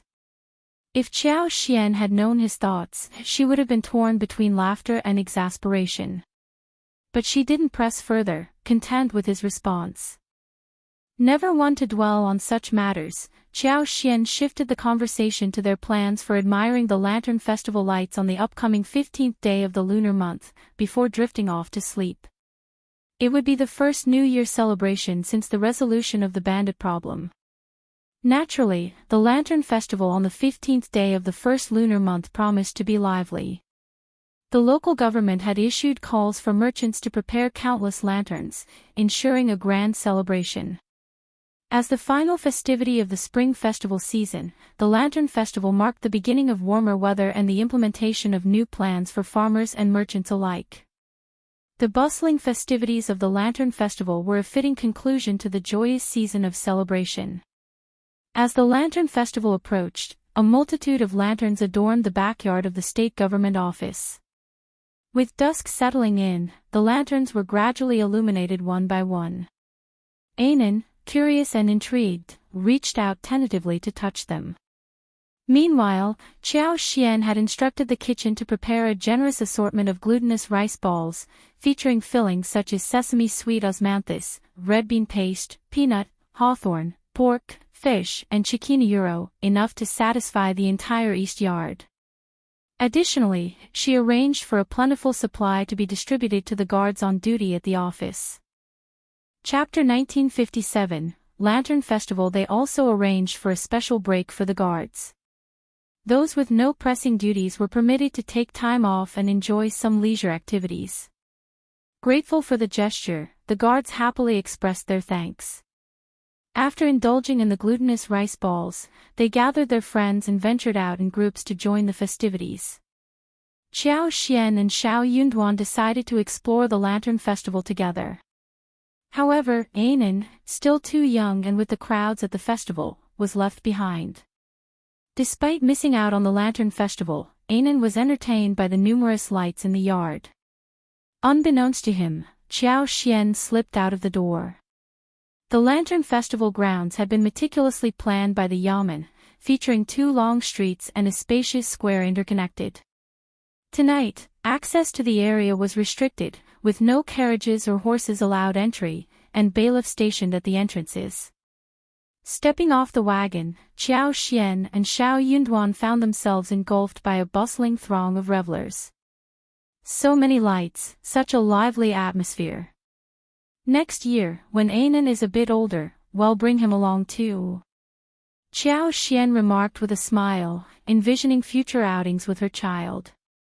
Xiao Yunduan assisted Qiao Xian in fastening her cloak, adorned with rose-red embroidery and rabbit fur trim, before intertwining his fingers with hers and guiding her forward. Anan is still young, he'll be fine on his own. This year's Lantern Festival held a dual significance, commemorating the triumph over the bandits and celebrating the appointment of the new Lord Prefect. Merchants and prominent families spared no expense in adorning the streets with a dazzling array of decorations. The streets were aglow with myriad lanterns, each more splendid than the last. Xiao Yunduan admired them as they strolled, marveling not only at their exquisite designs and illustrations but also at the diverse materials used: euro, silk, gauze, craft paper, snow wave paper, mulberry paper, wood, bamboo, feathers, glass, jade, and more. Each lantern boasted intricate craftsmanship, adorned with silk, jade, beads, and threads, captivating the eyes of passers-by. In the spacious plaza, enormous lanterns resembling miniature houses adorned the surroundings, their brilliance imbued with symbols of auspiciousness: euro, pine cranes, springtime scenes, carps leaping over the dragon gate, change ascending to the moon, flourishing lotus flowers, and bamboos signifying safety. Crowds gathered around these magnificent displays, pausing to admire, jest, and point in awe. Numerous grand lanterns were adorned with vibrant floral arrangements, surrounded by pots of blooming lilies, chrysanthemums, coxcombs, and more, enhancing the festive ambience. Qiao Xian was filled with excitement, unable to contain her praises. Yet, amidst her admiration, a tinge of regret lingered. It was a shame that such a picturesque scene couldn't be captured in photographs. If she wished to behold it again after today, she'd have to wait until the following year. Xiao Yunduan reserved a private room at a tea house overlooking the square. As they made their way toward it, intending to savor the scenery from the comfort of the tea house, they unexpectedly encountered Mrs. Jia and two other acquaintances, also immersed in lantern admiration. Mrs. Jia and her companions approached them with greetings, prompting Qiao Xian to extend her hospitality. One of the ladies, Mrs. Lin, suggested they join her in the private room. Madame Jia and Mrs. Long chimed in, smiling warmly. Reluctant to appear inhospitable and mindful of preserving social decorum, Qiao Xian acquiesced with a smile, urging Xiao Yunduan to return home with her. The three ladies were delighted by Qiao Xian's decision, bidding farewell to Xiao Yunduan politely before accompanying Qiao Xian to the tea house. Chapter 1958, Accident. Xiao Yunduan sighed helplessly, resigning himself to the situation. It was disappointing that he had taken his wife out to enjoy the lanterns, only for her to be whisked away by Mrs. Jia. Thankfully, they had spent most of the evening shopping, otherwise, his disappointment would have been even greater. With Qiao Xian now occupied, Xiao Yunduan found himself reluctant to venture to the tea house alone. Feeling somewhat foolish sitting by himself amidst the bustling crowd, he decided to head back the way they came. Considering the scale of the Lantern Festival, the government had undoubtedly made extensive preparations. Bailiffs were stationed strategically, and city gate patrols remained vigilant. Qiao Xian was accompanied by Li Xia, Li Qiu, Mian, and Ah Yi, while Xiao Yunduan had Sun Bai and his men ensuring his safety. However, Xiao Yunduan hadn't anticipated causing trouble while out shopping. As he navigated the bustling market, a sudden shove sent him off balance, causing him to collide with a woman. She let out a cry of surprise as the delicate glass lantern she held slipped from her grasp and shattered upon impact. Feeling somewhat embarrassed, Xiao Yunduan glanced around, grateful that his current disguise had kept his identity hidden. It wouldn't have looked good for the dignified lord of the prefect state to be seen causing such a mishap. Xiao Yunduan instructed Sun Bai, who was nearby, to handle the situation and compensate the girl for the broken lantern before leaving promptly. The girl's expression froze in disbelief. Lord Xiao hadn't even spared her a glance. Sun Bai, accustomed to handling matters efficiently, approached the girl. Having served in the Crown Prince's East Palace, he was well versed in dealing with various situations. Observing the timing of the collision, occurring shortly after Madame Jia's departure, and the subsequent breakage of the girl's lantern, he couldn't help but find the circumstances suspicious. His gaze towards the girl grew more guarded. "Miss, how much is this glass lamp worth? I will compensate you accordingly." The girl forced a smile, insisting, "You can't blame that young gentleman just now. It was my own carelessness. I cannot accept compensation from you. Miss, you're being too modest. Our master wouldn't want to owe anyone. It's better to accept compensation." Though she refused compensation now, there was no telling what complications might arise later. It was better to settle the matter promptly to avoid future disputes. The situation took a more serious turn due to Xiao Yunduan's status as the lord of the prefect. The girl attempted to refuse the compensation once again, but found herself unable to do so. To her surprise, she noticed that the individuals who had pushed her had not yet departed. They lingered nearby, pointing and laughing amongst themselves, seemingly discussing something. With a determined glare, the girl confronted them, angrily pointing them out. "You're the ones who pushed me just now, causing me to accidentally bump into that young gentleman and break the glass lamp. You should be responsible for compensating for it. Xiaoyi, Xiaochun, don't let them leave. They need to pay." Her two maidservants swiftly obeyed, rushing over to confront the individuals and demand compensation. Tensions escalated rapidly, and the atmosphere grew charged with conflict. Chapter 1959, Misunderstanding. Amidst the escalating argument, Sun Bai, accompanied by his subordinate, found himself unable to depart immediately. Frowning inwardly, he couldn't help but cast a reproachful glance at the woman embroiled in the dispute. In his mind, Sun Bai couldn't comprehend why such a fuss was being made over a mere glass lamp. Regardless of its value, there was a limit to its worth. His lord was certainly not lacking in wealth, he could easily afford to compensate for it, no matter the cost. Sun Bai was certain that Xiao Yunduan wouldn't haggle or fuss over such a trivial matter. Why, then, was this woman causing such a scene? Watching the woman's two maidservants engage in heated argument with the others only served to heighten Sun Bai's irritation. However, he opted not to intervene. After all, it wasn't his place to mediate. Besides, taking sides would only complicate matters further. Deciding to observe from the sidelines and await a resolution, Sun Bai failed to realize the implications of his inaction. This was the Lantern Festival, a bustling event teeming with crowds. It was a magnet for onlookers eager to witness any spectacle. Before Sun Bai could discern the gravity of the situation, a throng had gathered around, drawn by the commotion. As the crowd swelled, the likelihood of encountering acquaintances increased exponentially. With the growing crowd, the likelihood of encountering acquaintances skyrocketed, especially for someone like Sun Bai, a constable of the An's province's government office, known to many in the city. True to expectations, it didn't take long for someone to recognize him amidst the throng. Before long, a familiar face approached Sun Bai, offering greetings and inquiring about the situation, offering assistance if needed. The sharp-witted maidservant, Xiaoyi, seized the opportunity to amplify the situation, raising her voice to draw attention. Boom! In no time, the entire gathering was abuzz with speculation. As rumors spread, they took on a life of their own, growing increasingly absurd. Soon, the tale morphed into a sensationalized narrative. Lord Xiao, witnessing an injustice, unsheathed his sword to defend a young and beautiful woman being harassed by ruffians in the lantern market, accidentally shattering a glass lamp in the process. His chivalrous act sparked awe and admiration throughout the crowd. The romantic gossip between a man and a woman had always been a favorite topic of discussion among the locals.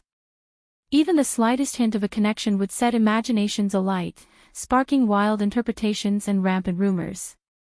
The intrigue was heightened by the fact that one party was a young and beautiful heiress from an obscure family, while the other was a rising star, the Lord Prefect. The tantalizing 8 trigrams between them fueled endless curiosity and speculation. As the crowd swelled that night, Sunbai began to sense that something was amiss. Dismissing the instigators and compensating the girl with silver, he attempted to clarify the situation. However, some people were more inclined to believe their own fantasies than the truth. There were even those who cynically believed that Sunbai's explanations were merely attempts to cover up the real story. As for Sunbai's true intentions, well, that was a secret he couldn't divulge. Her speculation wasn't unfounded, it had a basis. After all, why would Constable Sun escort that girl home that night if there wasn't something between her and Lord Xiao? It seemed like the most logical conclusion. Upon hearing this later on, Sunbai couldn't help but feel dejected. The girl had pleaded with him pitifully to accompany her home, citing fear of further harassment from the instigators. Faced with a vulnerable trio of women in the dead of night, Sunbai found it impossible to refuse. Chapter 1960, Unexpected. If anything were to happen to that girl, it could potentially implicate Lord Xiao, making the situation difficult to explain.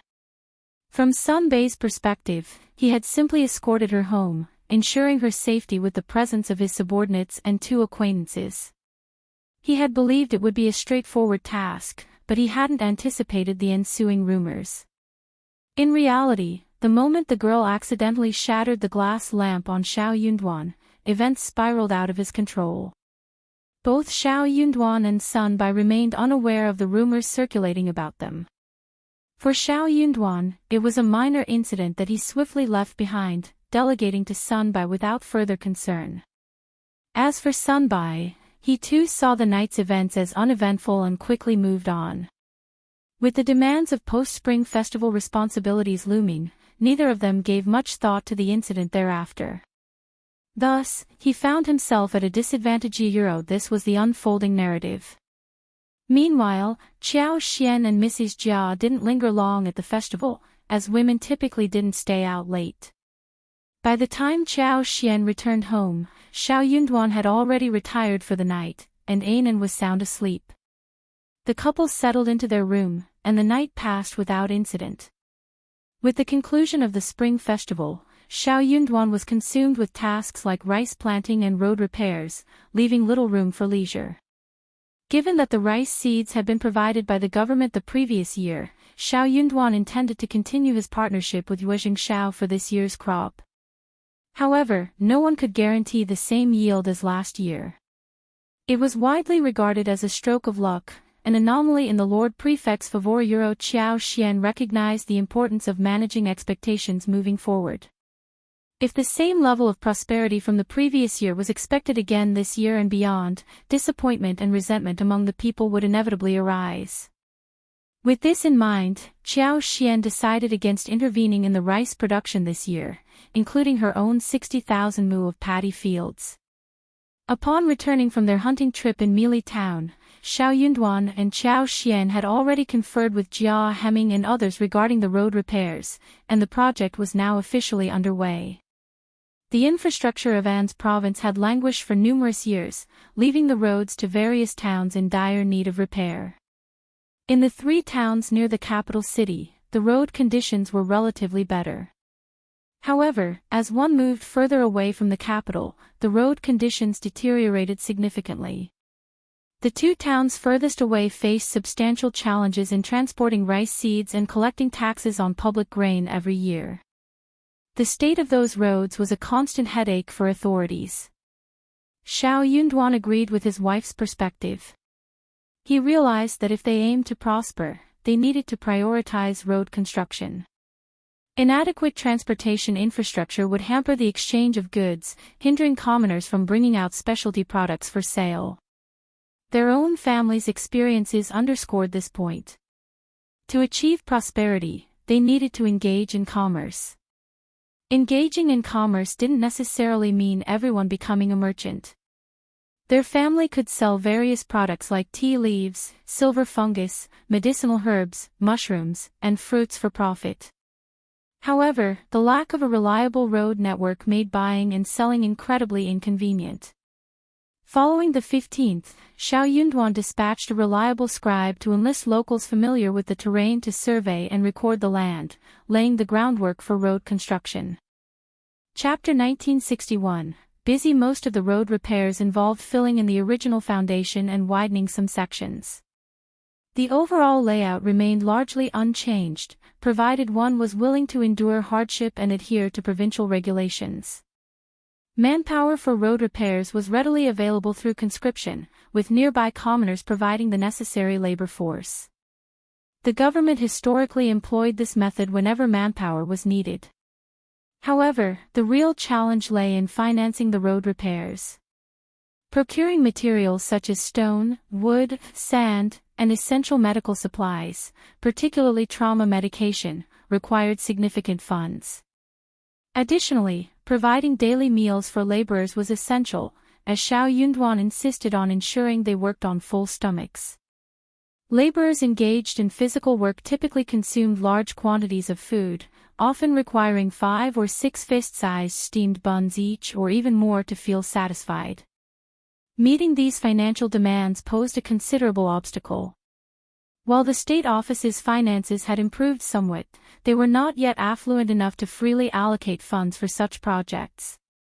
Furthermore, the road repairs presented an opportunity to solicit donations from wealthy families and businessmen who stood to benefit the most from the improved infrastructure. Xiao Yunduan had been actively engaged in negotiations for contributions in addition to his regular duties. Meanwhile, Qiao Xian was equally occupied with her own responsibilities. She had plans to cultivate a variety of herbs, star anise, peppers, and fruit trees in large quantities this year. Ensuring the success of these endeavors required careful planning and execution, leaving her with a full schedule each day. Despite their busy lives, the couple still found moments to express their affection for each other and spend quality time with Ainin. Unbeknownst to them, rumors were circulating widely among the elite families, but they had yet to reach the general public. As days passed swiftly, 5 days had already slipped by unnoticed. 5 days was enough to confirm the rumors in the public's heart. Xiao Yunduan and Qiao Xian did not come out to refute the rumors, and even those who did not believe it at first started to believe it. If Xiao Yunduan had taken action when the rumors first began to circulate, perhaps he wouldn't be so frustrated now. On this particular day, Mrs. Jia approached Qiao Xian with a hesitant demeanor, as if she had something to discuss. When Qiao Xian inquired with a friendly smile, Mrs. Jia hesitantly brought up the rumor she had heard. "I've heard a rumor that Lord Xiao has set his sights on the third daughter of the Liu family and intends to take her as his concubine," Mrs. Jia murmured. "They say the third daughter of the Liu family is gentle and kind-hearted, not one to stir up trouble. But with the Mei family's influence, Lord Xiao wouldn't dare disrespect his wife, would he?" Qiao Xian was taken aback, her mind reeling with disbelief. The third daughter of the Liu family. How is she connected to the Mei family? And my husband, liking her? Where on earth did you hear such nonsense? Qiao Xian found the idea preposterous. While it was true that wealth could sometimes change a person, there had to be some indication, some shift in behavior. Yet, for the past few days, her husband had been affectionate and attentive, showering her with affection. They had made plans to spend quality time together, enjoying leisurely outings with Ainin and even discussing future trips to Liuhe Manor for hunting and exploration. Chapter 1962. Ridiculous. Why would Xiao Yunduan suddenly fall for the third daughter of the Liu family? After all, Xiao Yunduan was just a prefect in a remote area, recently emerging from a perilous situation. He hadn't even reached a high rank yet, and their good days were just beginning. It seemed absurd for him to act so arrogantly. Mrs. Jia was equally surprised by Qiao Xian's reaction. "Madam Xiao, are you serious? Don't you know?" Qiao Xian couldn't help but chuckle. "If I didn't know my husband so well, I might have fallen for it too. It's clearly just baseless gossip. What a ridiculous notion." But her amusement quickly turned to anger. "Who spread such malicious rumors? If I find out, they'll regret it. She couldn't fathom the malicious intent behind spreading such falsehoods. Buta Euro, Mrs. Jia faltered, looking perplexed. This news has been circulating for days. I heard that Lord Shao rescued a damsel in distress during the Lantern Festival. Euro, sensing that something was amiss, Chao Xian pressed Mrs. Jia for more information. True to her character, Mrs. Jia divulged all she knew, unwilling to hide anything from Chao Xian. The rumors sounded plausible and confident, and with so many witnesses, it was easy to believe.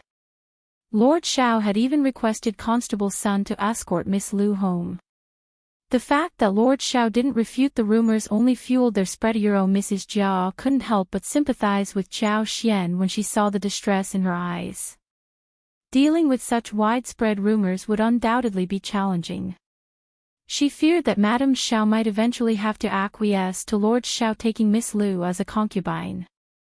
If not, regardless of the justification Lord Shao provided for rejecting her, he would be seen as a heartless villain. Fortunately, third Miss Lu was the daughter of a concubine, and even the niece of the Mei family's first madam couldn't exert much influence. Chao Xian quickly grasped the situation. Her husband had been framed. It was possible that the Mei family and the Lu family were behind this scheme. However, neither Sun Bai nor her husband seemed to take the matter seriously. They had been preoccupied with other tasks in recent days, and even Songshe and the others were busy. Consequently, while there was likely an uproar outside, their lack of response might be interpreted as either tacit approval or guilt. This was becoming quite troublesome. Although she was only a concubine's daughter, she still had a reputation to uphold. If the situation didn't resolve favorably, it could tarnish her reputation irreparably. This could even force a fabricated relationship to become a reality. Those schemers. Chao Xian seethed with anger. Mrs. Jia took her leave soon after. The moment she departed, Chao Xian instructed Mian and Yi to gather information. In truth, if they didn't gather information, they wouldn't know the extent of the situation. However, if they did, the need to ask would be unnecessary. Chao Xian summoned Xiao Yunduan back. Xiao Yunduan was utterly perplexed, even more so than Chao Xian. Initially, he had no clue what Chao Xian was talking about. This only added to the confusion. Who was this third daughter of the Lu family? He didn't know her, nor did he owe her anything. Regarding the incident at the Lantern Festival, it was true that someone had accidentally bumped into him. As the prefect of the state, he had to compensate, regardless of whether he was at fault. Little did he expect it would escalate into such a mess.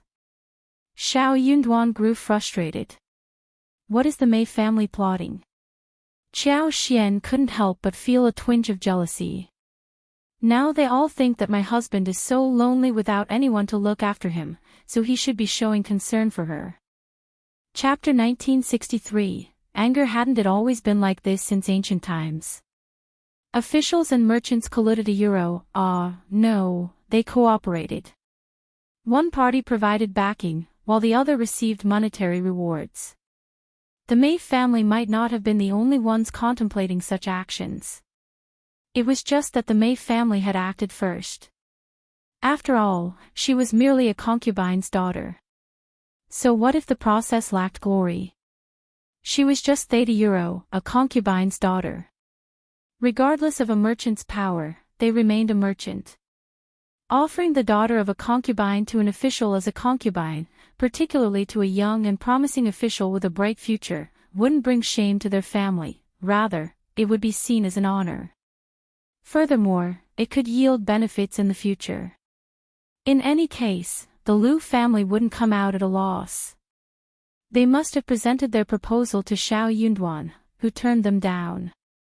That was why Chao Xian felt reassured. Now wasn't the time for jealousy. Chao Xian merely voiced his grievances. The primary concern was how to address this issue. As a local powerhouse, the Mei family wielded significant control over public sentiment. They adeptly manipulated and stoked the flames to ensure events unfolded seemingly naturally, detached from their involvement. 5 days had passed since the incident, and Xiao Yunduan and Qiao Xian had missed the prime window for investigation and clarification. Even the rowdy individuals implicated in the night's events likely found themselves swiftly dealt with by the Mei family and relocated. With little recourse, Xiao Yunduan felt a deep sense of frustration. His sole solace lay in the fact that his wife remained understanding and refrained from causing a scene, sparing him further trouble. Expressing his discontent with both the Mei and Lu families, Xiao Yunduan sought to reassure Qiao Xian. He vowed to resolve the issue and adamantly declared his refusal to marry the third daughter of the Lu family. Come what may in the court of public opinion, he was determined to dispel these rumors. Even if faced with criticism for not initially addressing the rumors, Xiao Yunduan felt compelled to set the record straight.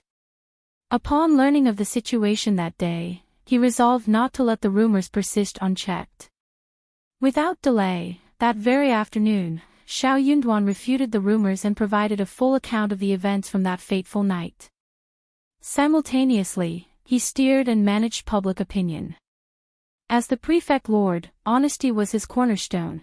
There was no need for deceit. If he truly harbored affection for Miss Lu, who happened to be a concubine's daughter, he believed that his sincerity alone would suffice to persuade the Lu family to consent to her joining him. There was no need for him to resort to rumors tantamount to coercion. Hence, this rumor was undoubtedly unfounded and certainly not of his making. His prior silence stemmed from his preoccupation with agricultural matters and road maintenance, leaving him oblivious to external affairs. Similarly, his wife, engrossed in farming, paid little heed to external happenings. The unfolding of events caught him off guard, and he acknowledged his fault in inadvertently implicating the innocent Miss Lu. He came forth to testify to Miss Lu's innocence and expressed his remorse, vowing to compensate the Lu family accordingly. Should the Lu family stipulate any condition, barring illegal or unethical demands, he pledged to fulfill them to the best of his ability. This assurance carried weight, for he held the esteemed position of Prefect Lord of An's prefecture city. Failure to uphold his word publicly would tarnish his reputation and jeopardize his future endeavors.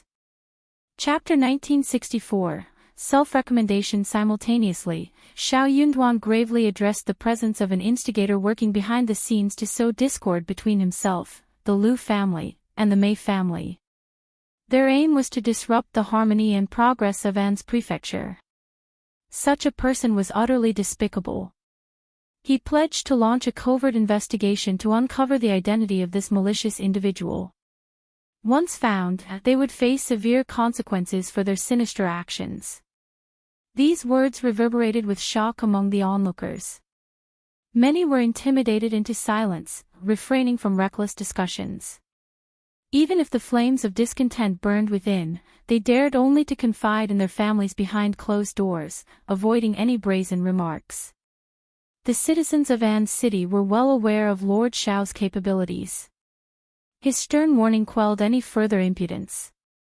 Despite their influence, were they as formidable as the bandits from the 3 villages? To Xiao Yunduan's surprise, second Old Master Lu, the father of third Miss Lu, visited the prefect's office the following day. Reluctantly, Xiao Yunduan appeared, understanding the gravity of the situation, despite his inner discontent. Second Old Master Lu approached with genuine contrition. He bowed deeply to Xiao Yunduan, expressing profound apologies and acknowledging the fault of the Lu family in the unfolding events. He explained that the Lu family had been caught off guard by the rumors, utterly bewildered by the situation. Given the involvement of the prefect lord, they hesitated to make any hasty remarks, fearing inadvertent offense. To do so would be a grave transgression. Hence, they awaited the prefect lord's declaration, hoping to gauge his stance first. Little did they anticipate that the prefect lord, engrossed in his administrative duties, remained unaware of the situation until it had escalated to its current state. The Lu family's shame was palpable. Xiao Yunduan clenched his jaw. Devoid of the Mei family's support, Xiao Yunduan found it difficult to believe that the Lu family would feign ignorance and perform a charade before him. As one of An's province's two prominent family clans, the Mei family managed to deceive everyone except him, displaying audacity bordering on arrogance by not even fearing his ire. Xiao Yunduan had little patience for second old master Lu's lengthy explanations. Cutting him off, he declared the matter resolved. As long as the Lu family remained reasonable, all would be well. His assurances stood firm. If the Lu family harbored any requests within his capacity to fulfill, he would not hesitate to oblige. To his surprise, second old master Lu made an immediate plea. He implored Xiao Yunduan to take Lu Xianyun as his concubine. Lord Xiao, you've met the girl. She is suitable to serve both you and your wife. The Lu family's sincerity is genuine, and the girl herself is willing. I earnestly hope that Lord Xiao can grant my wish. Lord Xiao, I understand your demanding schedule, and it might be challenging for Madame Xiao to manage alone. Despite my daughter's delicate appearance, she has received a thorough education from her mother. If she accompanies you and Madame, she will undoubtedly adhere to the rules and never overstep her bounds. You can trust in her obedience, Lord. Furthermore, with your formidable capabilities, who would dare to flout the regulations under your watchful eye? Given the circumstances, my daughter is, after all, a woman. This situation is somewhat in addition, perhaps it is fate. It seems too coincidental otherwise, don't you think? Chapter 1965, Three Mei Brothers. Lord, I implore you to grant my request. Second old master Lu pleaded earnestly. He subtly hinted at Lu Xianyun's upbringing, emphasizing her education in etiquette, painting, and calligraphy since childhood. Should she become part of the Lu family, they would spare no expense on her dowry. Xiao Yunduan found second old master Lu's words repugnant. Maintaining his composure, he instructed someone to escort second old master Lu out of the room. The atmosphere within the prefectural government office had changed. Such brazenness and shamelessness were no longer tolerated. Despite his indignation, second old master Lu refrained from causing a scene, his demeanor darkening as he departed in disappointment. His resilience was noteworthy. Though he left Xiao Yunduan's presence crestfallen, he regained his composure and dignity upon reaching the court's entrance, appearing calm and refined once more. It was as if he was having a great conversation with Lord Xiao. Those who didn't know better would think that he was satisfied. Second old master Lu did not go home directly. The carriage circled the streets and found a secluded alley with few people. After making many turns, he quietly entered through the corner door at the back of the Mei residence. The three old masters of the Mei family were all at home. It seemed like they were still waiting for him. How's that? How is it? Second old master Lu smiled bitterly. What did you say? Under the interrogation of the three brothers of the Mei family, second old master Lu recounted the process of meeting Xiao Yunduan in detail. The more the three brothers of the Mei family listened, the worse their expressions became. Second old master Lu, the serious second brother-in-law of the Mei family, had always been a little afraid. Moreover, the Mei family was much stronger than the Lu family. Seeing this scene, they could not help but feel anxious and puzzled. However, he did not dare to say anything, let alone ask. Lord Xiao doesn't like anything. What does he want? You want someone like Madame Xiao, right? But I don't think that Madame Xiao is anything good. What do we do now? The three brothers of the Mei family were extremely depressed. Second old master Lu observed the exchange, attempting a smile as he spoke. Perhaps it's best to put this matter behind us. With Lord Xiao's clarification, I doubt anyone will dare to speak out. Besides, there's talk of compensation. What do you understand? Third old master Mei interjected furiously. Clarification. Who needed clarification when they were eager for the rumors to gain traction? And compensation. What good would it do? It wasn't that they doubted Xiao Yunduan's sincerity, but they knew it wasn't what they desired. Second old master Lu remained silent, inwardly lamenting. Even before the Fan family's demise, the Mei family stood at the forefront of the three prominent families in An's prefecture city. Their prosperity in recent years had made them a towering presence akin to the sun in the sky. What cause did they have for fear? For Xiao Yunduan to effectively govern An's prefecture and foster economic growth, he relied on the support of these prominent families. With the Fan family already eliminated, if Xiao Yunduan were to unjustly harm the Mei family, wouldn't he worry about the repercussions from other influential families? If the region were to destabilize, he, as the governing official, could forget about maintaining stability.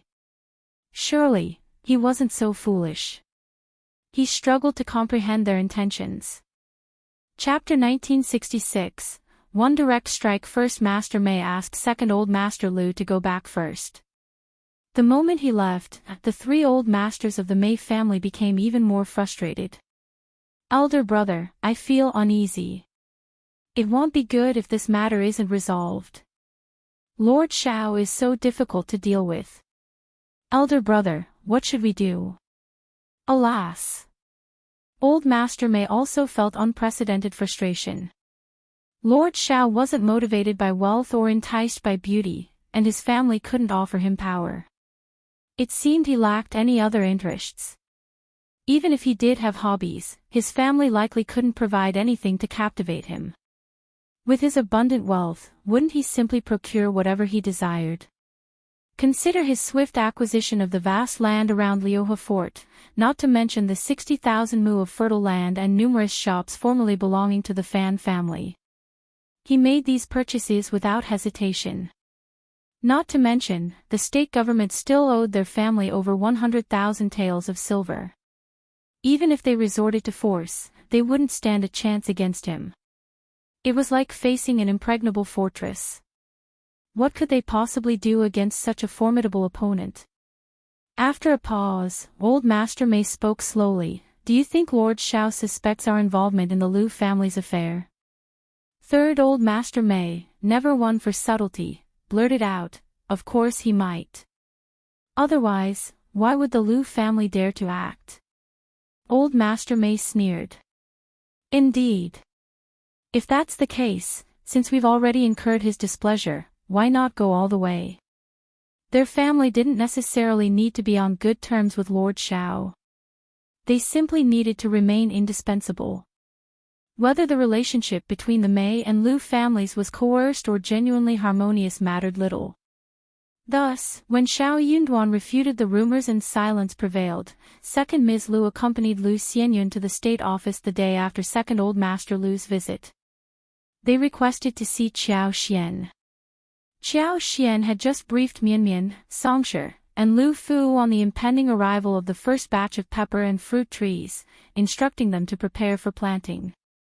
She also outlined plans for decorating the mansion at Liuhe Manor. Upon hearing of Second Ms. Lu's arrival, she adjusted her attire with a smirk. The antics of the Lu family were rather amusing. Hadn't her husband already made himself abundantly clear? As the lord of the prefect, was there any need for him to deceive? Naturally, the reputation of this young lady from the Lu family remained untarnished. They came yesterday and came today. They were so insensible. Did they really want to marry and not become enemies? Greetings, Madame Xiao. Greetings, Madame Xiao. Second Ms. Lu led Lu Xianyun and her attendants, who knelt upon arrival. Lu Xianyun introduced herself, prompting Qiao Xian to cast another glance at her. With a smile, Qiao Xian invited them to sit and ordered tea. Second Ms. Lu, what brings you here? As soon as Second Ms. Lu settled, she rose again, prompting Lu Xianyun to follow suit. Madame Xiao, I implore your mercy. I come to plead on behalf of someone. Pretending ignorance, Qiao Xian arched an eyebrow, feigning innocence. That's peculiar. I can't fathom why the Lu family would seek my clemency. Second Ms. Lu, are you jesting with me? I wouldn't dare jest with you, Madame Xiao. No matter your intelligence, dignity, and virtue, I wouldn't dare deceive you. It's all because of this girl. Chapter 1967, Leaving her behind. I understand that the blame has been directed towards the Liu family for this incident. We were sluggish in our response and nearly tarnished Lord Xiao's reputation. I extend my sincerest apologies to you and Lord Xiao. Qiao Xian didn't concern herself with whether this was a retreat or not. An apology was forthcoming, and she accepted it. It's true that the Liu family's reaction to this matter was delayed. Our Lord is occupied and genuinely unaware of these rumors. Likewise, I was unaware. Had I known, I would have promptly stepped in to address the falsehoods. Why didn't you dispatch someone to inform us sooner? Allowing these rumors to fester and tarnish your daughter's reputation is quite lamentable. Second Ms. Liu was taken aback. Yes, Madam Xiao, you're correct. Qiao Xian continued, so, your purpose in coming here is to apologize for this? That's unnecessary. Our Lord has already quashed the rumors, and he's not one to hold grudges. Once the misunderstanding is cleared, he won't hold you accountable. Second Ms. Liu remained speechless. Qiao Xian had conveyed her message. However, recalling her eldest sister-in-law's counsel, Qiao Xian realized there was more she needed to address, despite having said quite a bit already. However, second Ms. Liu didn't dare to say any nice words or play any tricks. Madame Xiao didn't fall for it at all. Second Ms. Liu feigned ignorance of Qiao Xian's implication, gazing at her with sincerity. Lord Xiao and Madame Xiao, I appreciate your kindness, but not everyone in this world possesses such generosity. There are countless fools who revel in mocking and attacking my third daughter with their vile words. She suffers unjustly. Madame Xiao, today I come to plead, despite the discomfort it brings me, to beseech you to allow the three of us to remain. We have been educated in etiquette and manners since childhood through women's ring and women's training. We are well behaved and modest. We can assist you in shouldering your burdens.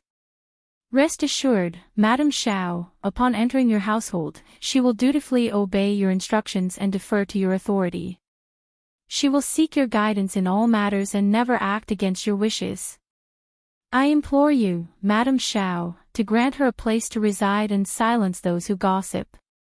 I beg of you to show compassion. Lu Xianyun cast a pitiful glance at Qiao Xian before humbly lowering her head and kneeling silently, displaying her submission. Qiao Xian remained silent. Second Ms. Liu persisted, Madame Xiao, forgive me for overstepping my bounds. Lord Xiao is young, talented, and destined for greatness. He may one day ascend to high office. Currently, he lacks a companion, but in the future he will possess wealth and influence beyond your capacity to manage alone. Rather than risk him forming ties with individuals ignorant of his background and beyond your control, it's prudent to plan ahead. I cannot promise much, but I assure you that my third daughter will be faithful and obedient to you. You need only guide her, and the Liu family will not intervene. Chapter 1968, Personally send it back. If you doubt our sincerity, am willing to swear an oath, written and witnessed. I can even have our third miss swear to it. We're earnest in our request, Madame Xiao. Please grant it. Qiao Xian couldn't help but feel perplexed. Why was the Mei family so insistent? Did they possess such discerning taste? Were they so confident in her husband's future success that they felt compelled to issue an early warning? Well, address the future when it arrives. Am not one to concern myself with long-term planning. After all, circumstances can change unexpectedly, can't they? No plan, no matter how meticulous, can guarantee a smooth journey ahead. Am rather obstinate and inclined to disregard advice. Second Ms. Liu, there's no need for further discussion. Let's conclude this matter here. If there's nothing else, second Ms. Liu, kindly escort third Miss Liu back. Madame Xiao Lixia, Liqiu, see our guests off. Yes, second Ms. Liu, this way please. Lixia and Liqiu, irked by second Ms. Liu's persistence, hastened to usher her out. With no alternative, second Ms. Liu rose and departed. Lu Xianyun obediently followed her mother out of the office. However, just as they were about to depart the back office, second Ms. Lu claimed she had dropped her handkerchief and instructed Lu Xianyun to retrieve it for her. Lu Xianyun dutifully turned back to search, only to find herself abandoned as second Ms. Lu departed with the maidservants. Meanwhile, Lu Xianyun, fulfilling her filial duty, eventually located a handkerchief for her birth mother. However, she was not inside the office, rather, she knelt before the east gate of the state government office. Passers-by couldn't help but crane their necks, murmuring in hushed tones and speculating about the situation. Qiao Xian swiftly caught wind of the situation, her expression darkening. Li Xia and the others were taken aback. Has the Lu family lost their minds? How audacious! Madam, what shall we do now? We cannot allow third Miss Lu to kneel there indefinitely. Indeed, it's improper for others to witness this. Those unaware may assume our household mistreats her. This person naturally could not stay there, nor could he be called in. Lu Xianyun was alone. If she was asked to enter the east courtyard now, it would be hard to explain. Li Xia and the others were right. The Lu family was extraordinarily bold. They were blatantly coercing them. Prepare the carriage. I'll take her back myself. Qiao Xian got up. When Qiao Xian came in person, the Lu family had no choice but to open the door. Second Ms. Lu, overwhelmed with guilt, concealed herself and avoided encountering Qiao Xian. Unperturbed, Qiao Xian escorted Lu Xianyun back to First Madame Lu, explaining with a smile, I engaged in a brief conversation with third Miss Lu, which delayed her return. As I happened to be leaving, I took the opportunity to accompany her back. Now that she's safely home, I must bid you farewell as I have other matters to attend to. The Lu family hadn't anticipated Qiao Xian's swift return with Lu Xianyun. Did Lord Xiao remain unaware of the situation? Madame Xiao's apparent disdain for Miss Lu was unmistakable. She made her decision swiftly and decisively. What could First Madame Lu say? As the matriarch of the family, even amidst the gossip, Qiao Xian, the prefect's wife, asserted that she had detained Lu Xianyun briefly before sending her home. How could First Madame Lu challenge her authority? The family matriarch couldn't afford such a loss of face. While second Ms. Lu remained absent, Lu Xianyun's biological mother, concubine Yan, was present. Chapter 1969, Concubine Yan. Before First Madame Lu could respond, Concubine Yan interjected calmly, Madame Xiao, what do you imply? Doesn't Lord Xiao favor our third daughter and wish for her to become his concubine? Have you consulted Lord Xiao about this matter? Is it appropriate for Madame Xiao to dismiss our daughter?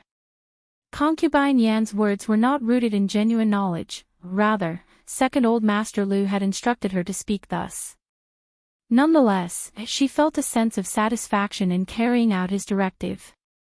Consider the context, ordinarily, she wouldn't even merit a meeting with the prefect's wife. Yet, here she stood, facing her directly, subject to her reproach and questioning. How dignified and gratifying. Furthermore, Lu Xianyun was the only daughter. Without this opportunity, her prospects might involve a marriage to a lesser son of a concubine, or even a family far beneath the Lu status. How could anyone compare to Lord Xiao? It was widely known that Miss Qiao was the sole wife of Lord Xiao, without any concubines. Marrying into such a household would elevate Lu Xianyun's status significantly, especially with support from both the Lu and Mei families. With time, bearing a son and daughter would further enhance her standing. This opportunity was akin to a ticket to greatness. Passing it up would mean foregoing such a lucrative opportunity. Most significantly, Lord Xiao had unequivocally shown favoritism toward Lu Xianyun. His defense of her that night, along with his instructions to escort her home, spoke volumes. Thus, when concubine Yan boldly confronted Qiao Xian, she exuded an air of confidence. Qiao Xian's demeanor turned icy as she addressed First Madame Lu, and Thezero. First Madame Lu observed the scene with a demeanor akin to watching a theatrical performance. She interjected with a smile, "This is concubine Yan, the biological mother of our third daughter. She is inexperienced in such matters and her words may lack finesse. Madame Xiao, I hope you'll forgive her forthrightness." Qiao Xian scoffed, "Is there no one else left in the Lu family? Or does a concubine now hold authority? Do you believe I am so insignificant that even a concubine is permitted to prattle before me? If you recognize the ignorance and rudeness of concubines, why permit her to speak out of turn in my presence?" First Madame Lu was taken aback. Concubine Yan grew flustered. "Oh, Madame Xiao, you can't euro, how dare you?" Lixia's glare bore into concubine Yan. "Have you no regard for my mistress' words? Does the Lu family hold my wife in such low esteem?" Startled, concubine Yan faltered, turning to First Madame Lu for assistance. First Madame Lu intervened, restraining concubine Yan, and offered a placating smile to Qiao Xian. "Madame Xiao, please accept our apologies. We hold you in the highest regard. Concubine Yan is not always rational and tends to become overly anxious. Please pardon her." Qiao Xian regarded them with a faint smile, remarking, "If I were to take offense and not let her off lightly, it would reflect poorly on my character. Considering her insolence, I could have reprimanded her and castigated the Lu family for her impudence. Moreover, hasn't our Lord already refuted these rumors?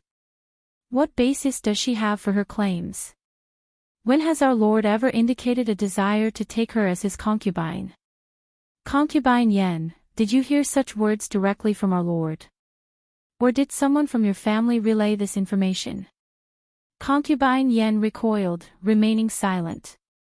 "Speak up," Qiao Xian demanded sharply. "I've posed a question to you, what are you waiting for?" Chapter 1970, berating concubine Yan's heart raced with panic, her face draining of color as she turned to First Madame Lu for guidance. What should she say now? How could she possibly know how to navigate this situation?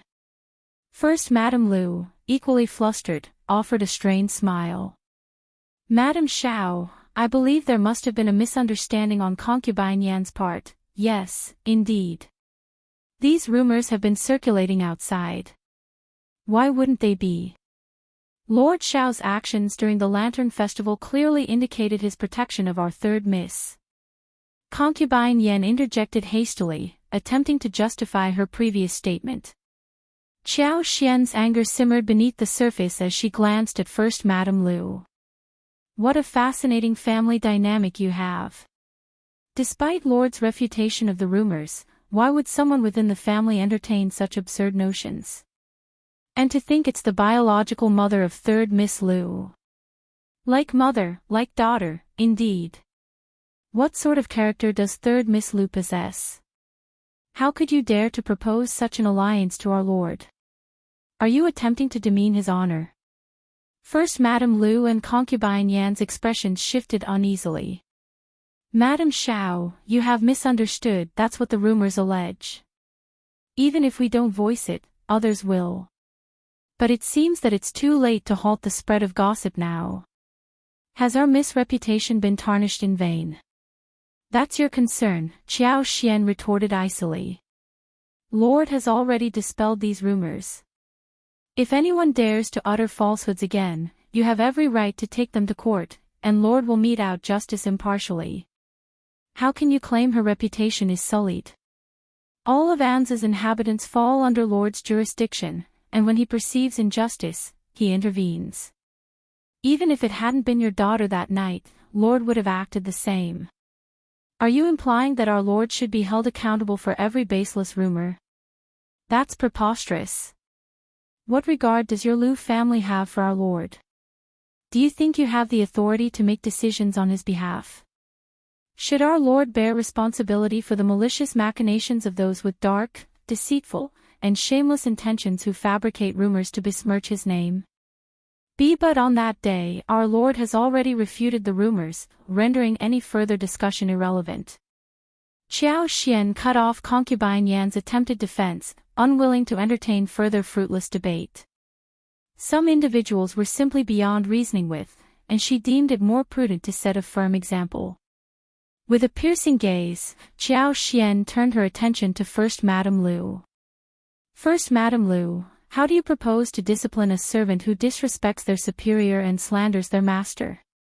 Caught off guard, First Madame Lu sensed the weight of the question, recognizing it as a potential trap. Nevertheless, she had no choice but to respond. If such a servant were to exist, we would have to expel them from the household. We might administer a punishment such as a beating or selling them away to a distant location. Indeed, we cannot tolerate such insubordination within our ranks. Failure to address it would only lead to chaos within the family. As for concubine Yan, not only did she disregard my authority, but she also propagated false rumors and besmirched our Lord's reputation. While she may hold a higher position than a common servant, she is still a concubine. Shouldn't she face appropriate consequences for her actions? First Madame Lu's eyelids twitched nervously, sensing the gravity of the situation. Concubine Yan's panicked plea fell on deaf ears as Qiao Xian continued to address First Madame Lu directly. Are you, First Madame Lu, the esteemed mistress of the Lu family? Qiao Xian's tone carried a hint of sarcasm and disdain, causing First Madame Lu's heart to sink. The implications of her response weighed heavily on her, realizing the potential consequences if word of this confrontation were to spread. Chapter 1971. Punishment. Madame Xiao was so persistent that concubine Yan was going to suffer. First Madame Lu took a deep breath and said in a deep voice, Madame Xiao is right, concubine Yan should be punished. She should be slapped 20 times and grounded for a month. Qiao Xian did not say anything. Seeing that, First Madame Lu gritted her teeth and said, 30 slaps and 3 months ground. Qiao Xian said with a smile, you are a concubine after all, so that is fine. Please go ahead. He was going to watch concubine Yan get slapped. First Madame Lu was helpless.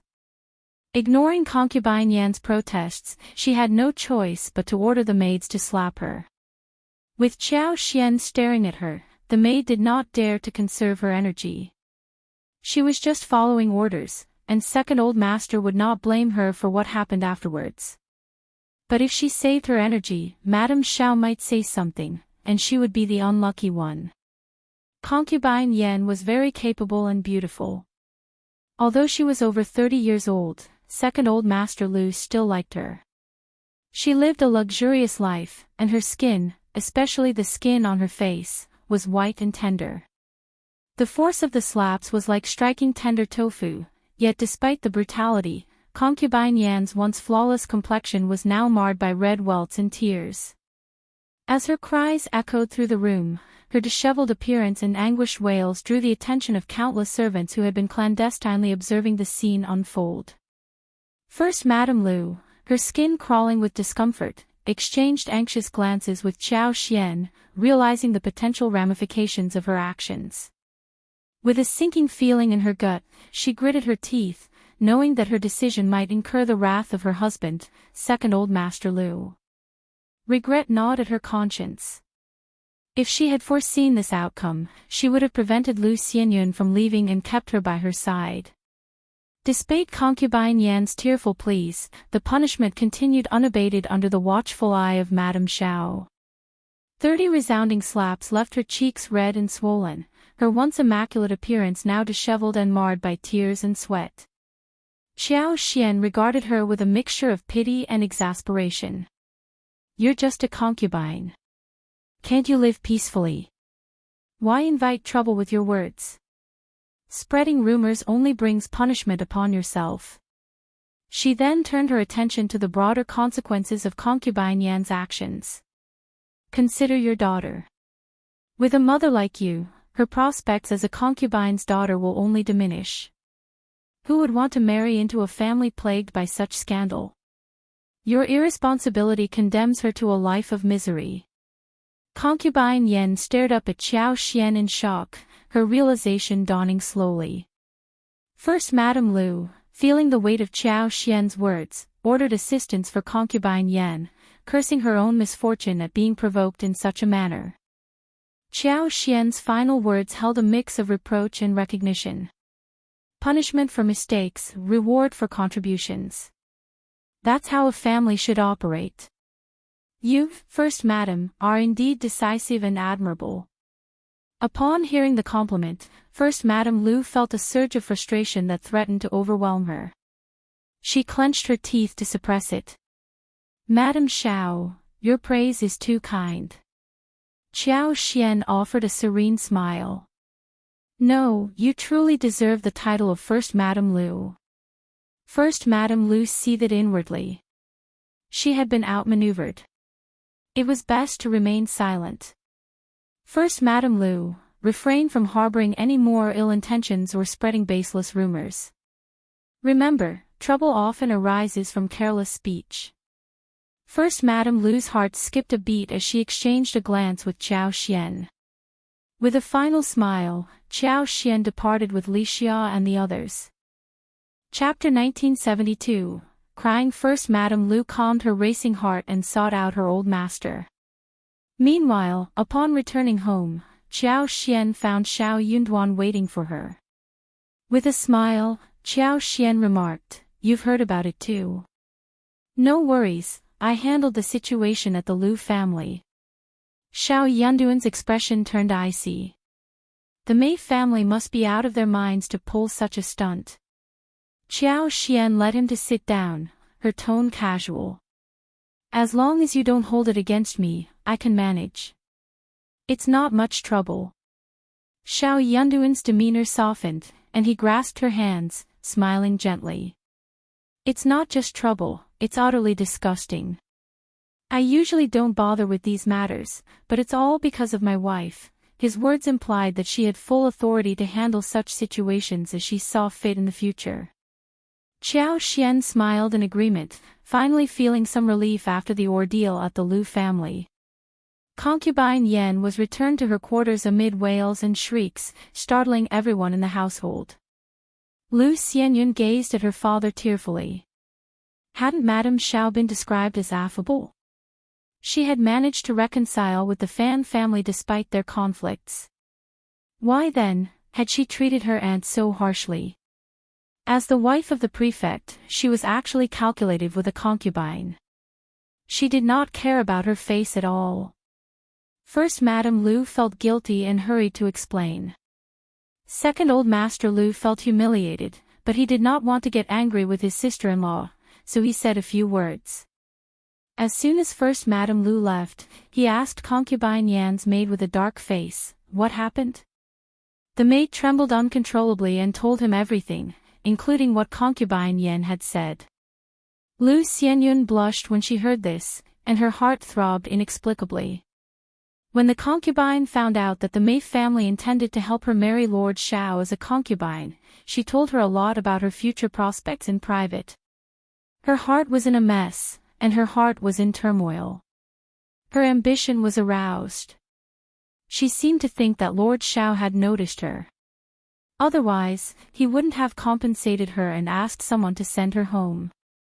She had totally forgotten that Xiao Yunduan, as the lord of the prefect, was suspected to have damaged someone else's things in front of everyone.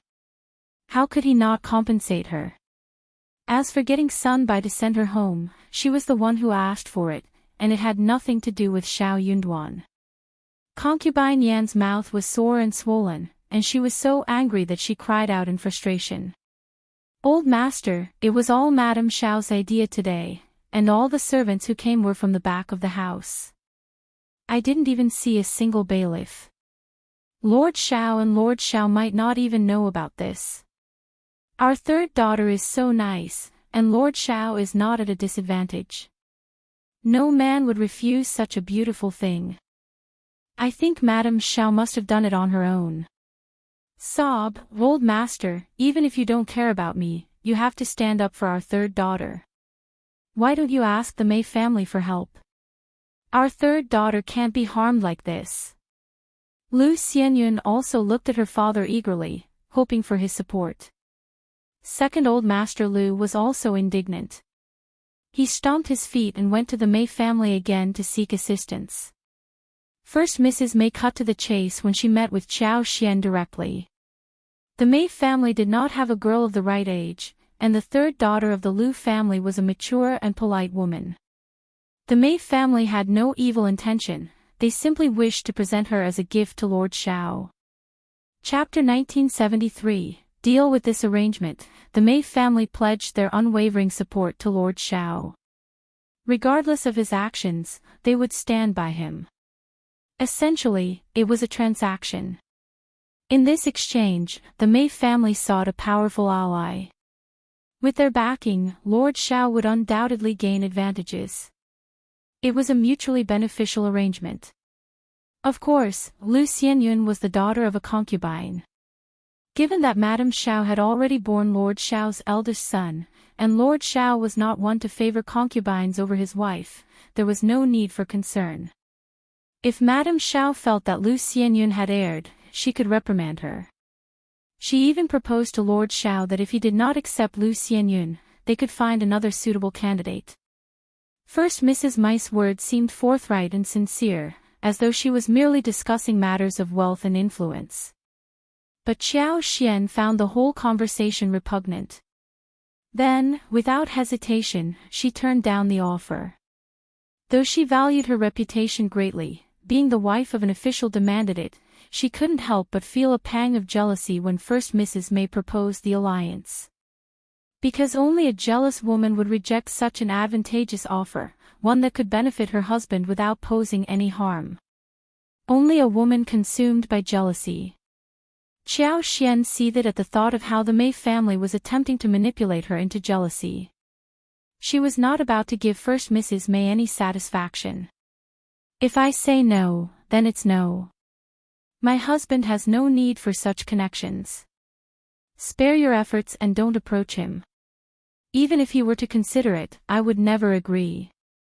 And if I don't agree, no woman will enter the Xiao family. Do you understand? Nevertheless, my husband genuinely desires to govern An's province in harmony with its inhabitants. Any family, so long as they conduct themselves properly, adhere to the law, and refrain from underhanded activities, need not fear him. He will support them wholeheartedly. You can rest assured. First Mrs. Mai's attempts at persuasion fell flat. Old Master May took matters into his own hands and approached Xiao Yunduan directly, but the outcome was no different. Upon returning to the East Yard, Xiao Yunduan relayed to Xiao Xian, Deputy Prefect Jia hinted that there might be something off about the May family. Xiao Xian was taken aback. What do you mean? Xiao Yunduan sighed with a bitter smile. I'm not sure either, and Deputy Prefect Jia couldn't quite put his finger on it either. But there's definitely something peculiar going on, otherwise, the May family wouldn't be acting this way. It's out of character for them. He sensed that something was awry. Jia Hemming's reminder had sparked a realization within him. But the exact nature of the situation remained elusive. Unable to decipher the mystery, Xiao Xian smiled and said, "We needn't dwell on it. Whatever their intentions are, they'll reveal themselves in due time."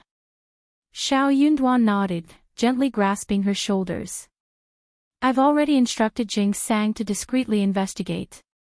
Just to be safe, you should avoid going out these days. And if you must, ensure you're accompanied by additional guards." Xiao Xian chuckled. "I'll be cautious, don't worry. The trauma from her abduction by the fourth prince's men would linger for a lifetime." Xiao Xian empathized with him deeply. Chapter 1974. Returning to hometown following that incident, the May family ceased their persistent efforts.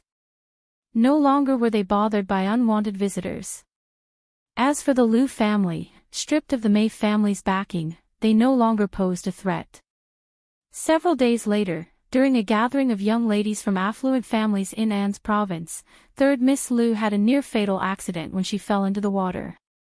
Miraculously rescued, she suffered severe shock and hypothermia, requiring extended bed rest for recovery. The uncertainty surrounding her recuperation cast a shadow over her future. Qiao Xian couldn't help but feel relieved that she hadn't attended the gathering herself, as her absence would have raised suspicions. In late January, a letter arrived from Xiaoding village.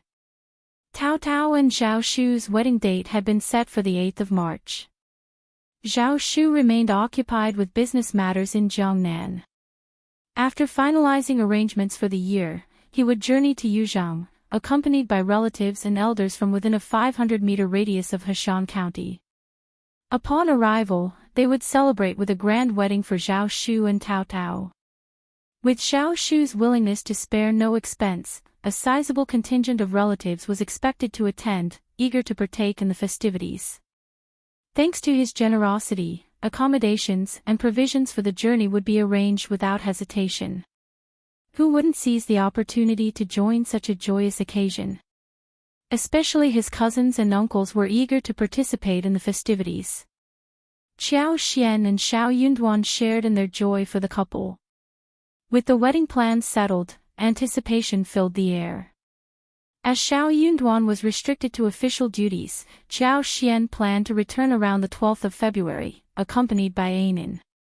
Choosing a later departure date would ensure warmer weather and allow Ainin to grow a little, providing Qiao Xian with greater peace of mind.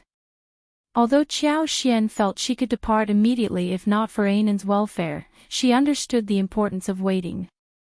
Each day brought changes in the child's development, making him more resilient with time. Preparations commenced as they packed their belongings and gathered gifts for the occasion. The entourage accompanying them also finalized their list of attendees. Li Xia and the others naturally joined, while Sun Qian was entrusted with leading 26 subordinates to provide security. On February 11th, Qiao Xian and their party embarked on their journey. Departing from An's prefecture city at dawn, they maintained a low profile, attracting little attention. Unbeknownst to many, Qiao Xian was en route to her hometown. That was Xiao Yunduan's intention as well. He would feel more assured if their journey remained discreet. Furthermore, while Qiao Xian eagerly anticipated returning home, she also worried about Xiao Yunduan. In recent days, she had nagged at him incessantly. At night, she was different, her passion fiery yet gentle to the core. She seemed to want to envelop him completely. And he was more than willing to comply. However, amidst his happiness, a pang of heartache tugged at him. He couldn't help but wonder how many promises her tender words concealed. Yet having her by his side was enough. He couldn't bear to see her sad. Keeping a low profile was imperative. It was best if no one knew they had left An's prefecture city. 5 days later, they arrived in Yuzhang province. As the wagon passed through the gates, Qiao Xian lifted the curtain, gazing outside. The sights grew increasingly familiar, filling her with happiness. Finally, they were home. Given the size of the Yuezhing family, Qiao Xian headed directly there upon arrival. Chapter 1975. Arriving at Yuzhang, Qiao Xian also penned a letter to First Madam while on the journey home. First Madam anticipated her arrival in a couple of days, eagerly awaiting her return. Therefore, as soon as they arrived at the gates of the Yuezhing family, the gatekeeper recognized Qiao Xian and hurried in to report the news. A few moments later, First Madam emerged, accompanied by her eldest daughter-in-law and the housekeeper's wife. Qiao Xian stepped out of the carriage and saw First Madam, her heart warmed by the sight, and a bright smile lit up her face. "Hey, elder aunt. Ah, Xian. You're truly back." "Haha, that's right. It's been a rush journey. I've missed you all." Qiao Xian hastened forward and linked arms with First Madam. Everyone exchanged smiles and greetings. Lu Jing expressed some words of concern for Qiao Xian, his gaze softening upon seeing the baby in the nanny's arms. "So this is Ainin. Indeed, she carries the features of both you and Lord Xiao. She's quite handsome and utterly charming." Like any mother, Qiao Xian beamed with joy hearing her son praised, even more so than herself. With a smile, she responded, babies are so pure and delicate in their youth, with eyes so dark and bright. Indeed, she's quite lovable. She scooped Ainin into her arms and greeted First Madam with a wave of her hand. Ainin showed no fear of strangers. Babbling as he looked at First Madam, his beautiful black eyes reflected both joy and confusion. First Madam adored him instantly. She pinched his little cheeks and playfully teased him with her delicate hands. When she tried to reach for him, Ainin responded eagerly, reaching out with open arms, eliciting laughter from everyone. With a smile, First Madam took him into her arms and led the way into the courtyard with Chao Xian and the others. Since Chao Xian and the others returned unexpectedly, First Madam hadn't prepared a formal banquet.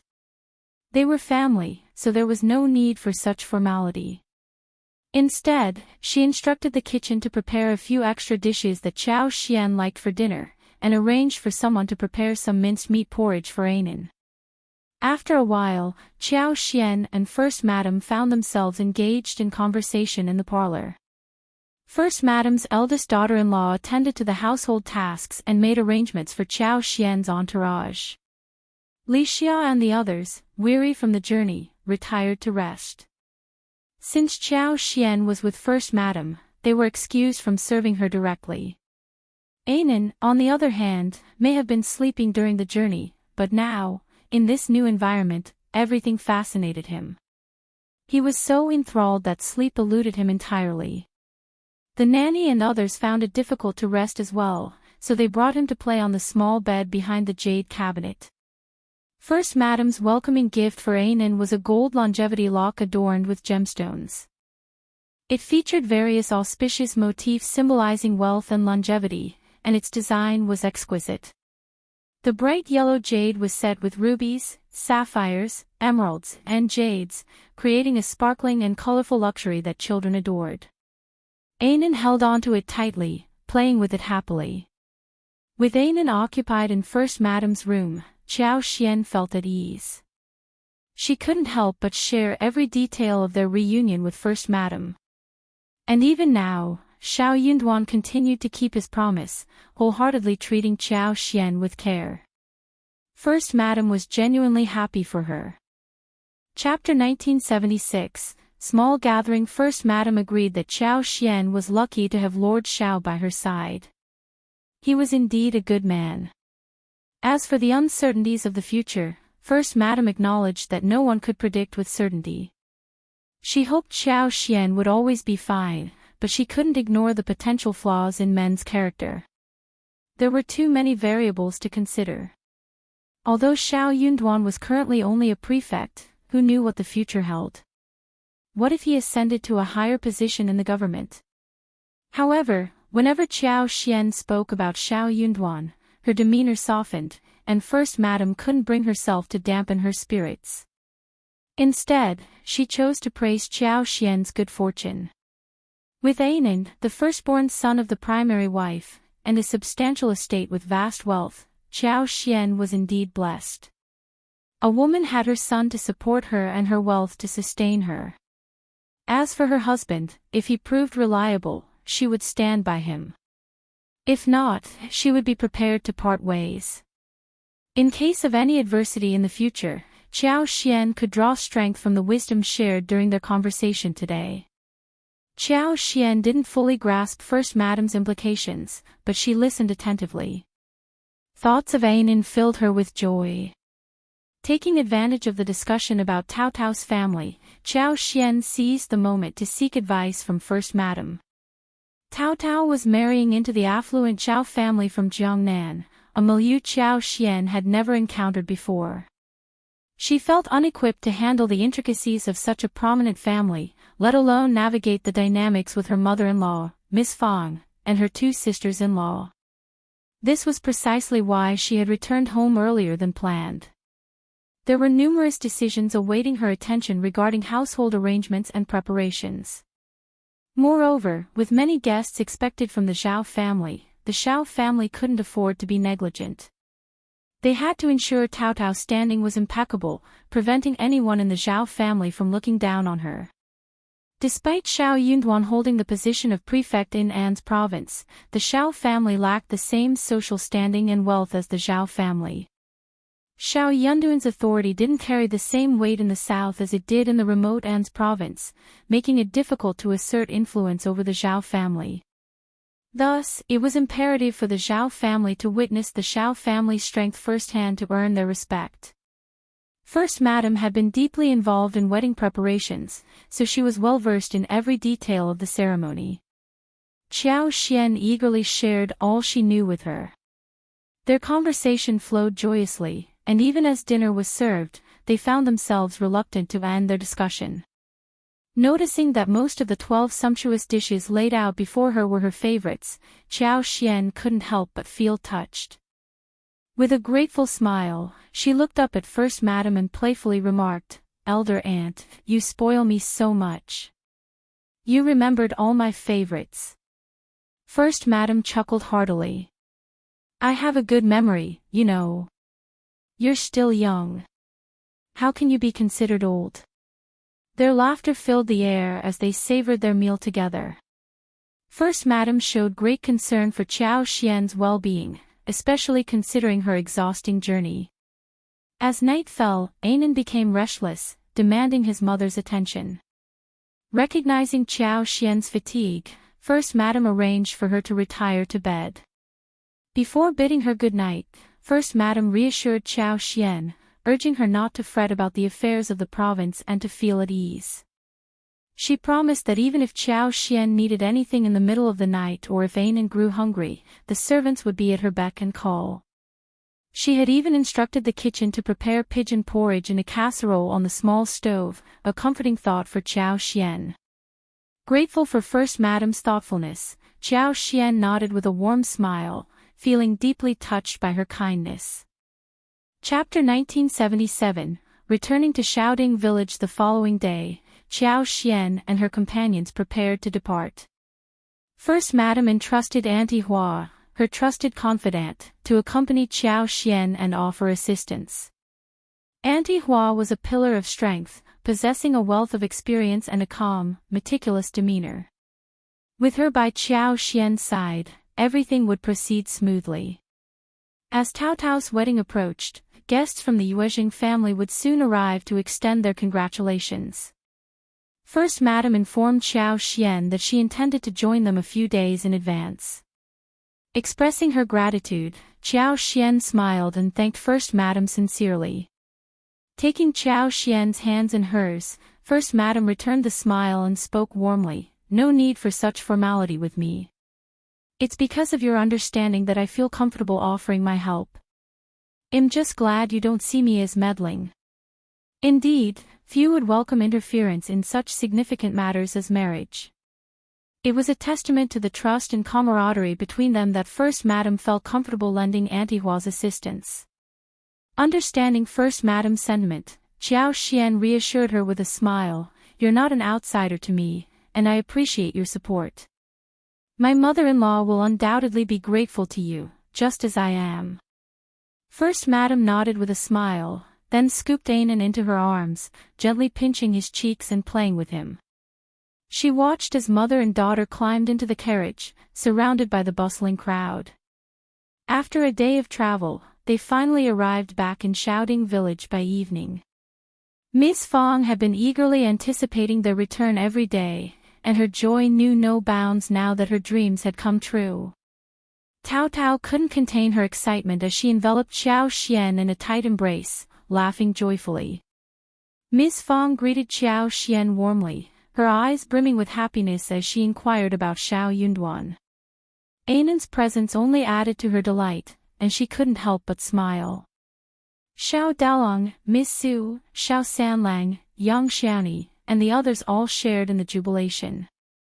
They surrounded Qiao Xian, exchanging greetings and well wishes. Even Chunyu and the seasoned servants couldn't contain their happiness. Word had spread throughout the village that Qiao Xian had returned with her children. The sight of several carriages and a retinue of dozens of servants made quite the impression. It was a testament to the prosperity of their family. Indeed, as Xiao Lulang had suggested, and's province seemed to be a land of opportunity. If it were not so, Lord Xiao wouldn't have attained such wealth, and Madame Xiao's return wouldn't have been so grandiose. Suddenly, the first section of the Xiao family's courtyard was bustling with activity as many people gathered there. The yard became alive with chatter and laughter, everyone smiling and greeting Qiao Xian warmly. Anan garnered particular attention, with everyone marveling at his adorable appearance and apparent intelligence.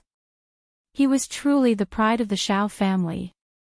After a while, Miss Fang and her daughter-in-law, seeing that Qiao Xian and her grandson were tired from the journey, suggested that they retire to rest. They bid farewell, promising to return the next morning, and one by one, the guests departed. With the courtyard gate closed, tranquility finally returned to the house. The servants who had accompanied them were duly settled, and preparations for dinner were underway. A table was set in the main room, awaiting their arrival. Miss Su and Yang Xiaoni, along with the household staff, were busy in the kitchen. They prepared a feast fit for the occasion, including stewed chicken with mushrooms, braised duck, and steamed mandarin fish fresh from the backyard pond. Additionally, they prepared steamed sausages, stir-fried radishes and garlic shoots, scrambled eggs with scallions, sautéed wolfberry shoots, and stir-fried lettuce with garlic, filling the air with the aroma of garlic and fresh vegetables. Chapter 1978, Home Life. Although they were all simple home-cooked dishes, their aroma filled the room, evoking a sense of warmth and closeness. Seeing the eager expression on Qiao Xian's face, Miss Fang couldn't help but smile. You must be exhausted from the journey. Dig in, dear. These dishes are just like the ones you used to enjoy at home. Qiao Xian nodded enthusiastically. Absolutely. I've been craving home-cooked meals for so long. Miss Fang chuckled. There's nothing like home-cooked food, isn't it? You'll have your sister-in-law cook for you every day. Young Xiaoni, entering with the last dish, chimed in. Mother, fifth sister-in-law's cooking is truly exceptional. I've even asked her to cook for me. I'm just here to assist and enjoy the food. Just the thought of it makes my mouth water. Miss Fang scolded young Xiaoni jokingly. Stop your chatter. Your fifth sister-in-law is the lady of the house. She shouldn't be cooking for you. We have plenty of servants here, and you can't even order them around. Stop with this nonsense. Young Xiaoni smiled sheepishly. Oops, my mistake. Fifth sister-in-law, I apologize. Please don't be mad at me. I really didn't mean anything by it. Truly. Qiao Xian chuckled. No need to worry, third sister-in-law. We're family, after all. Then she turned to Ms. Fang with a warm smile. Mom, there's no need to be so formal with me. Cooking at home is a pleasure. I'd love to prepare a meal for you. Don't overexert yourself, dear. We're family, no need for formalities. Let's sit down and eat before the food gets cold. With everyone's agreement, they gathered around the table for dinner. The atmosphere was relaxed and familial, filled with lively conversation and familial warmth. It was a true homecoming experience. After dinner, Anan sought comfort in Qiao Xian's arms again, prompting Miss Fang to express concern. She arranged for hot water for Qiao Xian and her son to wash up and encouraged them to rest for the night. The yard where Qiao Xian and Xiao Yunduan used to reside remained intact. It was secured when they were away, and it received monthly cleaning and maintenance. Anticipating Qiao Xian and her son's return, Miss Fang instructed Yang Xiaoni and Tao Tao to tidy up daily, ensuring the windows were open for ventilation and dust was wiped away. Pots of lively flowers adorned the yard, giving it a vibrant ambience despite their absence. Entering the yard with Anan, the nanny, Li Xia, and Li Qiu, Qiao Xian found everything orderly, evoking a comforting warmth within her heart. Home was home because of this irreplaceable sense of belonging. The night passed sweetly and peacefully. The next morning, after Qiao Xian refreshed herself and exchanged greetings with Miss Fang and the others, she led Ainin, Lixia, Liqiu, and Tao Tao to the backyard to harvest fruits. The air was crisp, carrying a hint of morning chill, while the garden exuded life and freshness. The sight of lush greenery brought joy to their hearts. The fruit trees had noticeably flourished, their thick and tall trunks adorned with luxuriant branches and leaves. Chapter 1979, Warmth. At this time of year, peach blossoms and pear blossoms were on the verge of blooming. Some branches basked in the sunlight, showcasing their beautiful and delicate buds. Others had already sprouted, standing out amidst the evergreen fruit trees. The garden was adorned with various fruits. Peaches and oranges still hung from some trees, their soft white skin blushing pink as they ripened, emitting a sweet fragrance that filled the air. The plump, tangerine-like oranges were particularly eye-catching. Qiao Xian plucked one and handed it to Ainin, who eagerly accepted it with both hands and began nibbling, her adorable frown eliciting laughter from everyone. Amidst the bounty were dragon fruits, papayas, and pineapple honey, all ripe and ready for harvest. Qiao Xian filled her basket with the abundant produce. Tao Tao smiled, remarking on the garden's abundance. "We have so many fruits that we can't possibly finish them all in a year. We also have dates, crisp persimmons, grapefruits, mangoes, lemons, and pineapple honey in the cellar. Additionally, there are chestnuts, walnuts, peaches, apricots, bayberries, and persimmon cakes, all homemade. I'll give some to fifth sister-in-law later." Qiao Xian nodded with a smile. "Our garden truly is a treasure trove." She made a mental note to acquire some fruit saplings from Liuhe Manor upon her return. When she got back, she planned to add a variety of fruit trees to her garden. Although she wasn't sure how long her husband would remain in An's province, it seemed likely he wouldn't depart for the next 3 to 4 years. Besides, An's province was close to Yuzhang, so even if her husband wasn't there, it wouldn't pose a problem. There was no harm in expanding their property holdings. For breakfast that morning, they had steamed buns and porridge. The buns were small but packed with various fillings: dried plum vegetables, cured meat, radish pork, cabbage vermicelli with mutton, mushrooms, celery, pork, chives, eggs, shrimp, and winter bamboo shoots.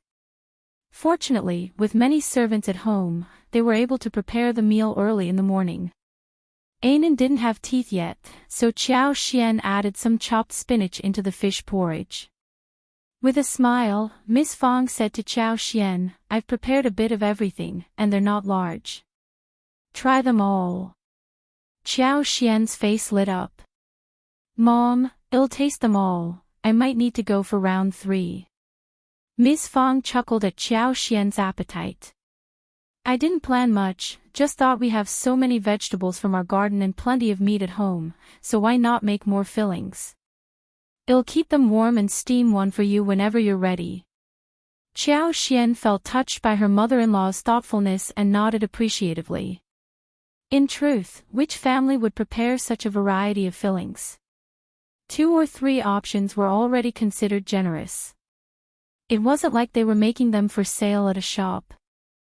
Miss Fang had gone to the trouble of preparing so many dishes just for their enjoyment. After breakfast, Miss Fang, along with Qiao Xian and Ainin, bearing gifts, went to visit the patriarch, the land officer, and several elders. Their family was here, and it was necessary to build a good relationship with the villagers. Miss Fang and the others were still living in the village, and the second section of the family and the third section of the family were in a mess, so they might get into trouble from time to time.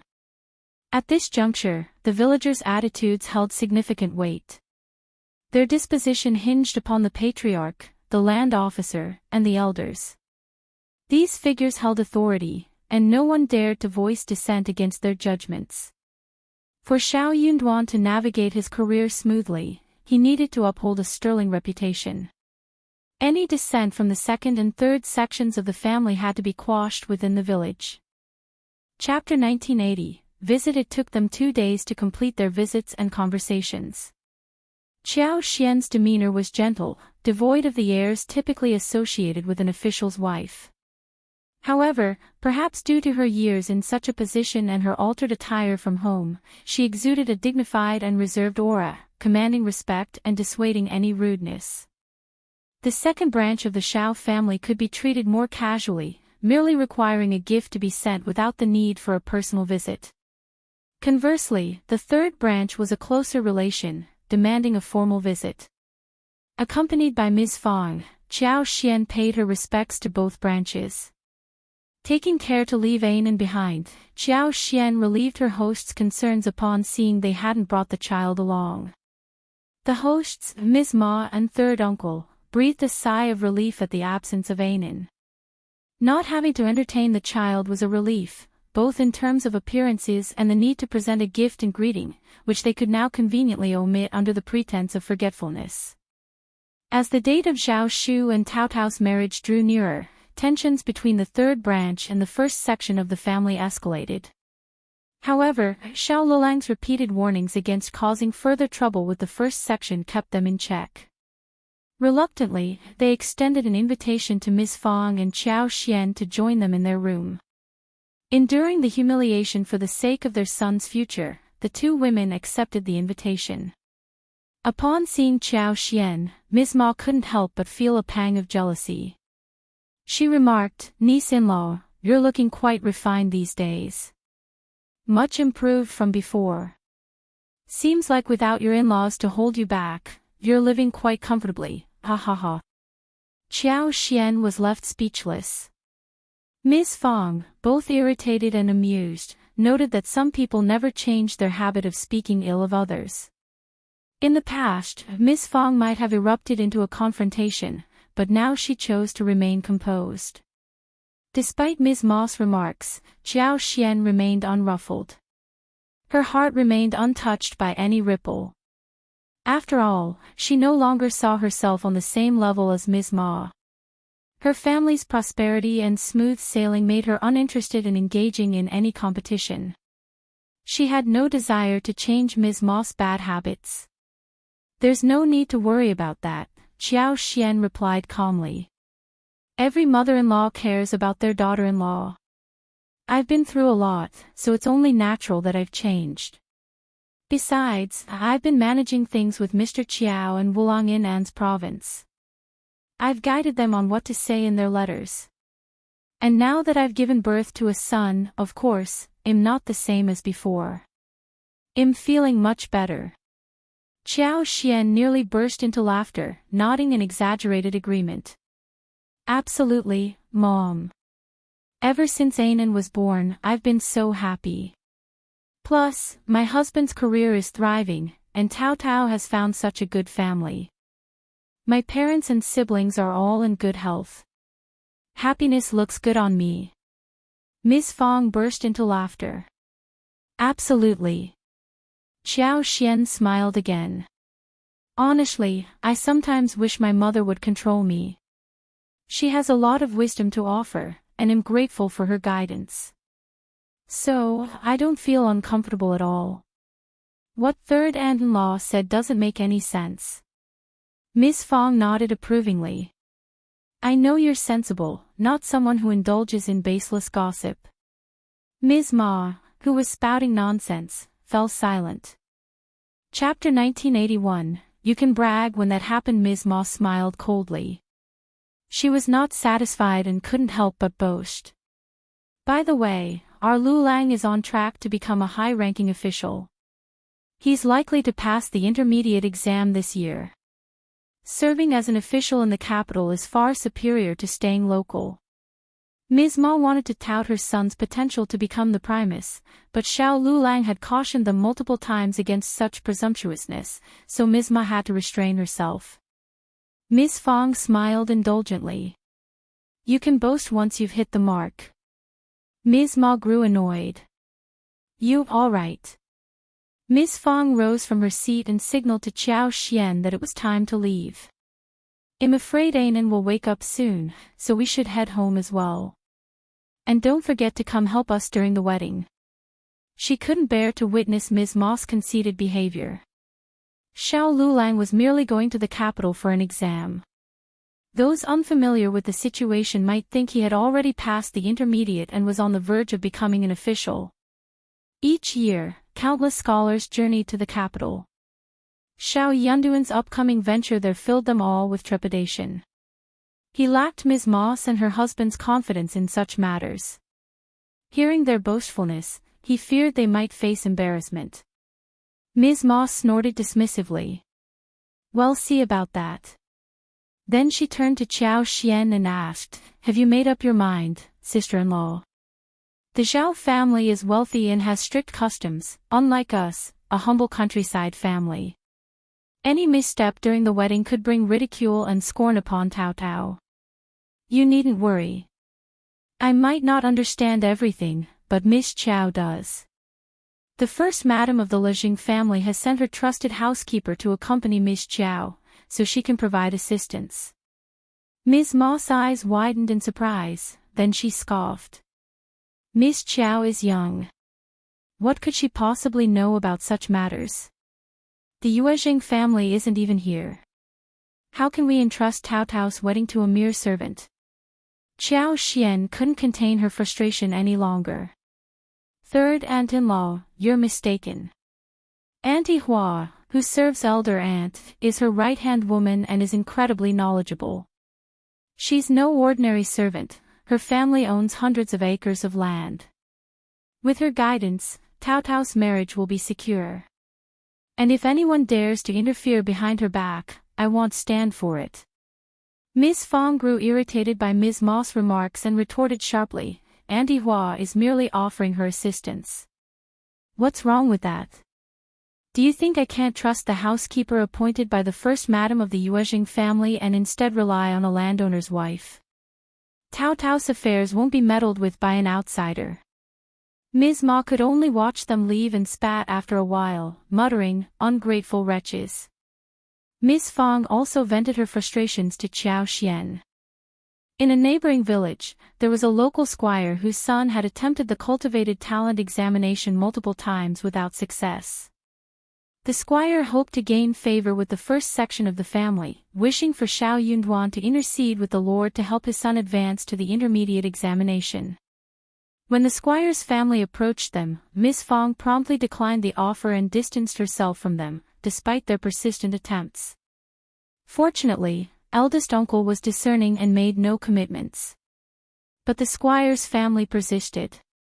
With Tao Tao's impending marriage to Zhao Shu, they assumed the Xiao family was unaware of their connections and sought to enlist Ms. Ma's aid, offering her inducements to act as a middle person. Chapter 1982. She distrusted Ms. Ma. Contemplating the situation, Ms. Ma saw an opportunity to leverage Tao Tao's family affairs to garner a significant favor from the first section of the family. Driven by her keen interest in financial gain, she eagerly pursued this course of action. For Tao Tao's benefit and the benefit of the first section of the family, she persistently urged eldest uncle and Ms. Fong to discuss the matter repeatedly. Eldest uncle, swayed by her persuasion, was deceived by her apparent goodwill. With his impending marriage into the Zhao family looming over him, he harbored insecurities about facing them during the bride retrieval ceremony.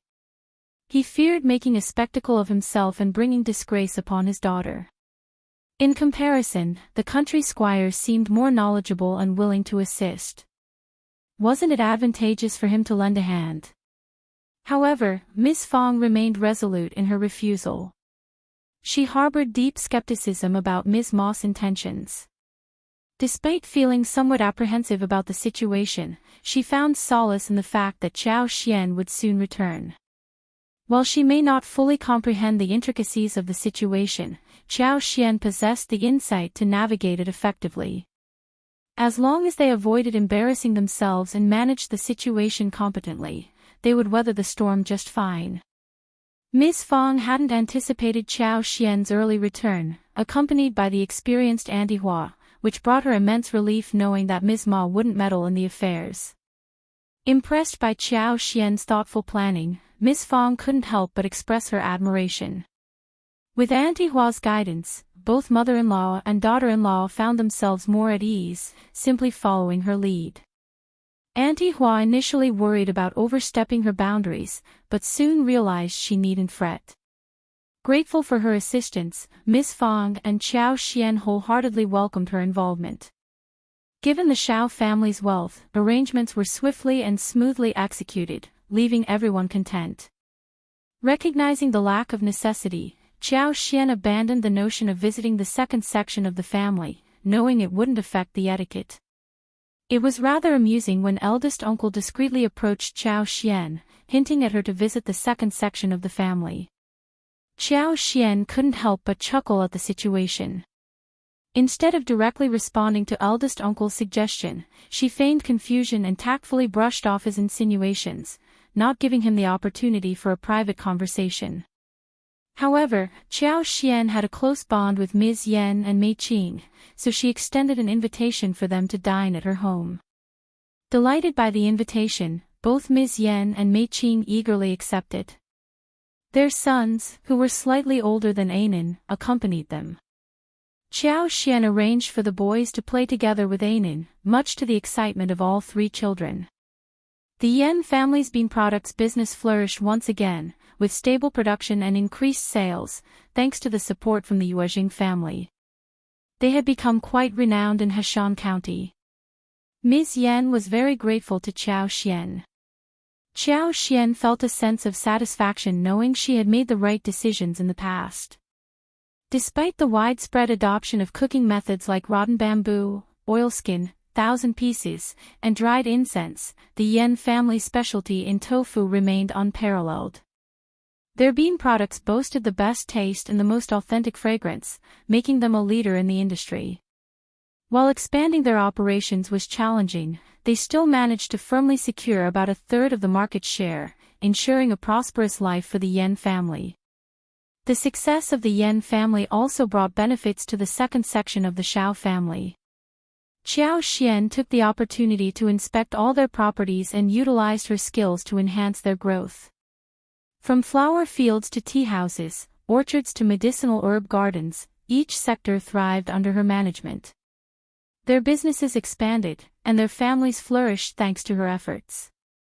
Chapter 1983. The Zhao family arrived in the villages and neighboring areas. Numerous individuals cultivated herb and flower fields. The initial segment of the Xiao family purchased these crops based on their quality, processing and selling the flowers after handling the herbs.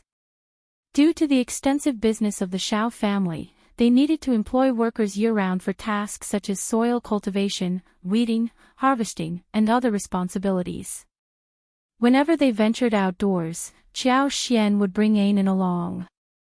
With the warming weather and Anan's agility, she could easily accompany them. The youngster reveled in the outings, displaying boundless joy and curiosity. Near the pond in the Zhang family village, they encountered a school of fish swimming gracefully.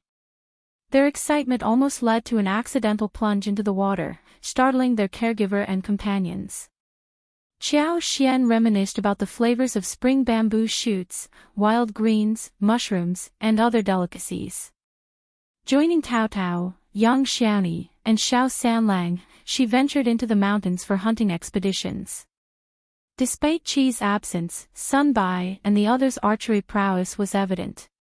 Coupled with Qiao Xian's remarkable abilities, they successfully hunted abundant prey. Fresh wild mutton, venison, pheasant, and wild rabbit, whether stir-fried, stewed, or barbecued, remained delightfully flavorful. Following that, their schedule became increasingly hectic. Tao Tao's marriage into the Zhao family demanded utmost attention. By the end of February, Zhao Shu rendezvoused with his relatives on their journey. More than 20 individuals, encompassing cousins, uncles, aunts, nephews, and servants, eventually reached Heshan County. Accommodating such a large group in Zhao Shu's courtyard proved impractical. Consequently, only a select few elders were invited to stay, while accommodations were arranged at the county inn for the rest. What irked Zhao Shu the most was the unexpected arrival of his half-brothers, Zhao Di and Zhao Yi. Upon sighting them, Zhao Shu's expression darkened noticeably. Zhao Yi remained composed, concealing his emotions in Zhao Shu's presence. However, when Zhao Di observed Zhao Shu's evident fury, he couldn't resist mocking him sarcastically. Zhao Shu, refusing to tolerate the disrespect, promptly considered dismissing him. It was ludicrous how Zhao Di, in his rage, attempted to assume the role of an elder brother, brazenly admonishing Zhao Shu. Before Zhao Di could conclude his reprimand, Zhao Shu impatiently interjected, ridiculing him, "Cousin, how audacious of you! Do you even possess the right to speak of my father?" "My father? Ha, it's common knowledge that he passed away long ago. Am I to blame for being unfilial and failing him?" Zhao Di's embarrassment was palpable, his complexion fluctuating between green and white. Seeing Zhao Shu's envy, Zhao Di felt compelled to lecture him, momentarily forgetting that Zhao Shu was adopted and no longer under their father's authority. After all, wasn't he just an ordinary cousin to Zhao Shu? Zhao Shu sneered, "Cousin, if you're here to stir up trouble, then kindly leave. I'm getting married, not inviting chaos into my life for your amusement." Attempting to defuse the tension, Zhao Di intervened, "Zhao Shu. Is this how you treat your family just because you have some wealth? If you disdain us, just say it outright. We won't stay where we're not wanted." In response, Zhao Shu spat at him in disdain, "I'm talking to you, not to them. Why drag others into this? Perhaps I was mistaken in calling you shameless. How can you be shameless when you're simply devoid of decency?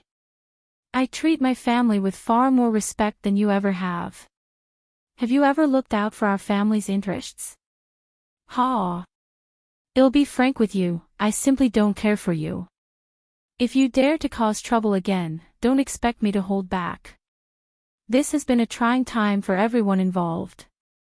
I, Zhao Shu, will undoubtedly repay those who have supported me generously, but you've done nothing of the sort.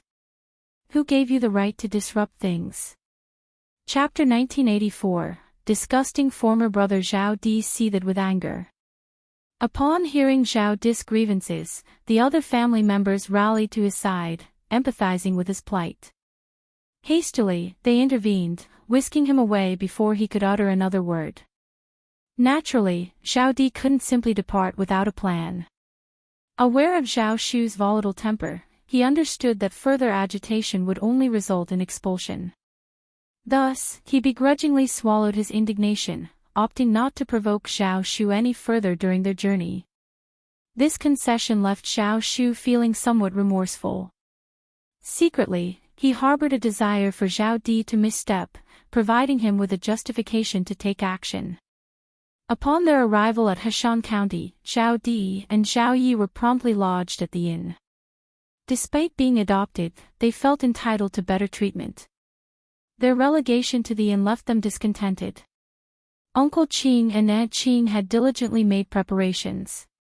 Upon the Zhao family's arrival in Heshan County, they merely needed to rest briefly before the groom's arrival. Promptly upon his arrival, Zhao Shu dispatched a missive to the primary branch of the family. The following day, Zhao Shu's 2 uncles and 2 aunts made their way to Xiaoding village to confer with Miss Fang, eldest uncle, and other members of the Zhao family regarding the wedding arrangements. This face-to-face discussion was deemed necessary. Thanks to Zhao Shu's prior correspondence, the first branch of the family was well prepared for the impending visit from the Zhao family. Upon the arrival of Zhao Shu's relatives, the courtyard of the first branch was meticulously cleaned, and everyone donned their finest attire, elevating their usual appearance without appearing ostentatious or out of place. Though not as affluent as Zhao Shu, the first branch of the Zhao family still enjoyed a level of prosperity far surpassing that of any other household in the village. However, when Uncle Zhao Shu and company departed for the village, Zhao Di somehow caught wind of their plans and insisted on tagging along. Despite Uncle Zhao Shu's attempts to dissuade him, Zhao Di stubbornly persisted, eventually relenting only when it became apparent that he wouldn't be allowed to accompany them. Consequently, when one of Uncle Qing's subordinates introduced Zhao Di as his young master's cousin, Zhao Xian couldn't suppress a silent sneer at the sight of him. Zhao Di was unfamiliar with Zhao Xian, just as she was with him. While Qiao Xian had deceived the Zhao family, she had no prior acquaintance with Zhao Di beyond knowing his name. However, Qiao Xian could discern Zhao Di's demeanor from the moment he set foot in the courtyard. His scrutinizing and disdainful expression spoke volumes.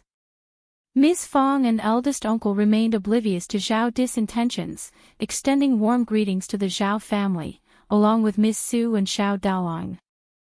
They failed to detect any hint of animosity from Zhao Di. Unlike the others, Yang Xiaoni didn't appear naive. Despite the cordial reception extended by Ms. Fong and eldest uncle, she sensed something amiss with Zhao Di's attitude. Tugging at Qiao Xian's sleeve, she whispered, "Fifth sister-in-law, that's young Master Zhao's cousin. Why does he seem to harbor ill feelings and look down upon us?" Qiao Xian was taken aback but offered a reassuring smile to Yang Xiaoni. "I believe you, Yang Xiaoni, am not doubting your observations." Sensing Yang Xiaoni's earnestness, Qiao Xian continued, "I understand your love for Tao Tao, and I know you wouldn't speak ill of the Zhao family without cause." "I witnessed it too," the eye-rolling and disdainful expression. "You're right to be concerned. Who would roll their eyes at a wedding, after all?" Chapter 1985, What Does He Mean? Qiao Xian chuckled softly and whispered, "Third sister-in-law, rest assured, I believe you. Truth be told, I noticed it too." "Thank you." Yang Xiaoni sighed in relief. "But, what do you think he's up to?" Qiao Xian's expression turned sardonic. "He's certainly scheming something. Every family has someone like him, though I can't fathom how he made it onto the Zhao family's guest list. But don't worry, he won't cause any trouble." Yang Xiaoni, reassured by Qiao Xian's confidence, smiled gratefully. "That's a relief." The two women then entered the room and took their seats beside Ms. Fong. Their conversation was interrupted by the arrival of Li Xia and Li Qiu, who brought in tea. As Uncle and Aunt Xiao surveyed the courtyard and the dwelling of the first branch of the Xiao family, and noted the attire of its members, they couldn't help but feel a sense of superiority. While they couldn't match Xiao Shu's wealth, boasting only 100 mu of land and a couple of servants, having hailed from affluent Jiangnan, they possessed broader perspectives than the denizens of this remote countryside. Although the living conditions of the first branch of the Xiao family surpassed those of typical rural households, Uncle and Aunt Xiao didn't regard them highly. He sighed inwardly, perplexed by Xiao Shu's decision. Why did he insist on marrying a woman from such a distant and humble background? Even if he claimed to admire her family and their ties to a prefect lord, was it really necessary?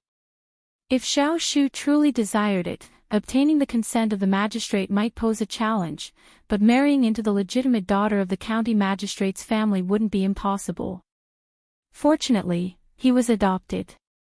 Otherwise, his wife would likely be subjected to mistreatment in that grand mansion.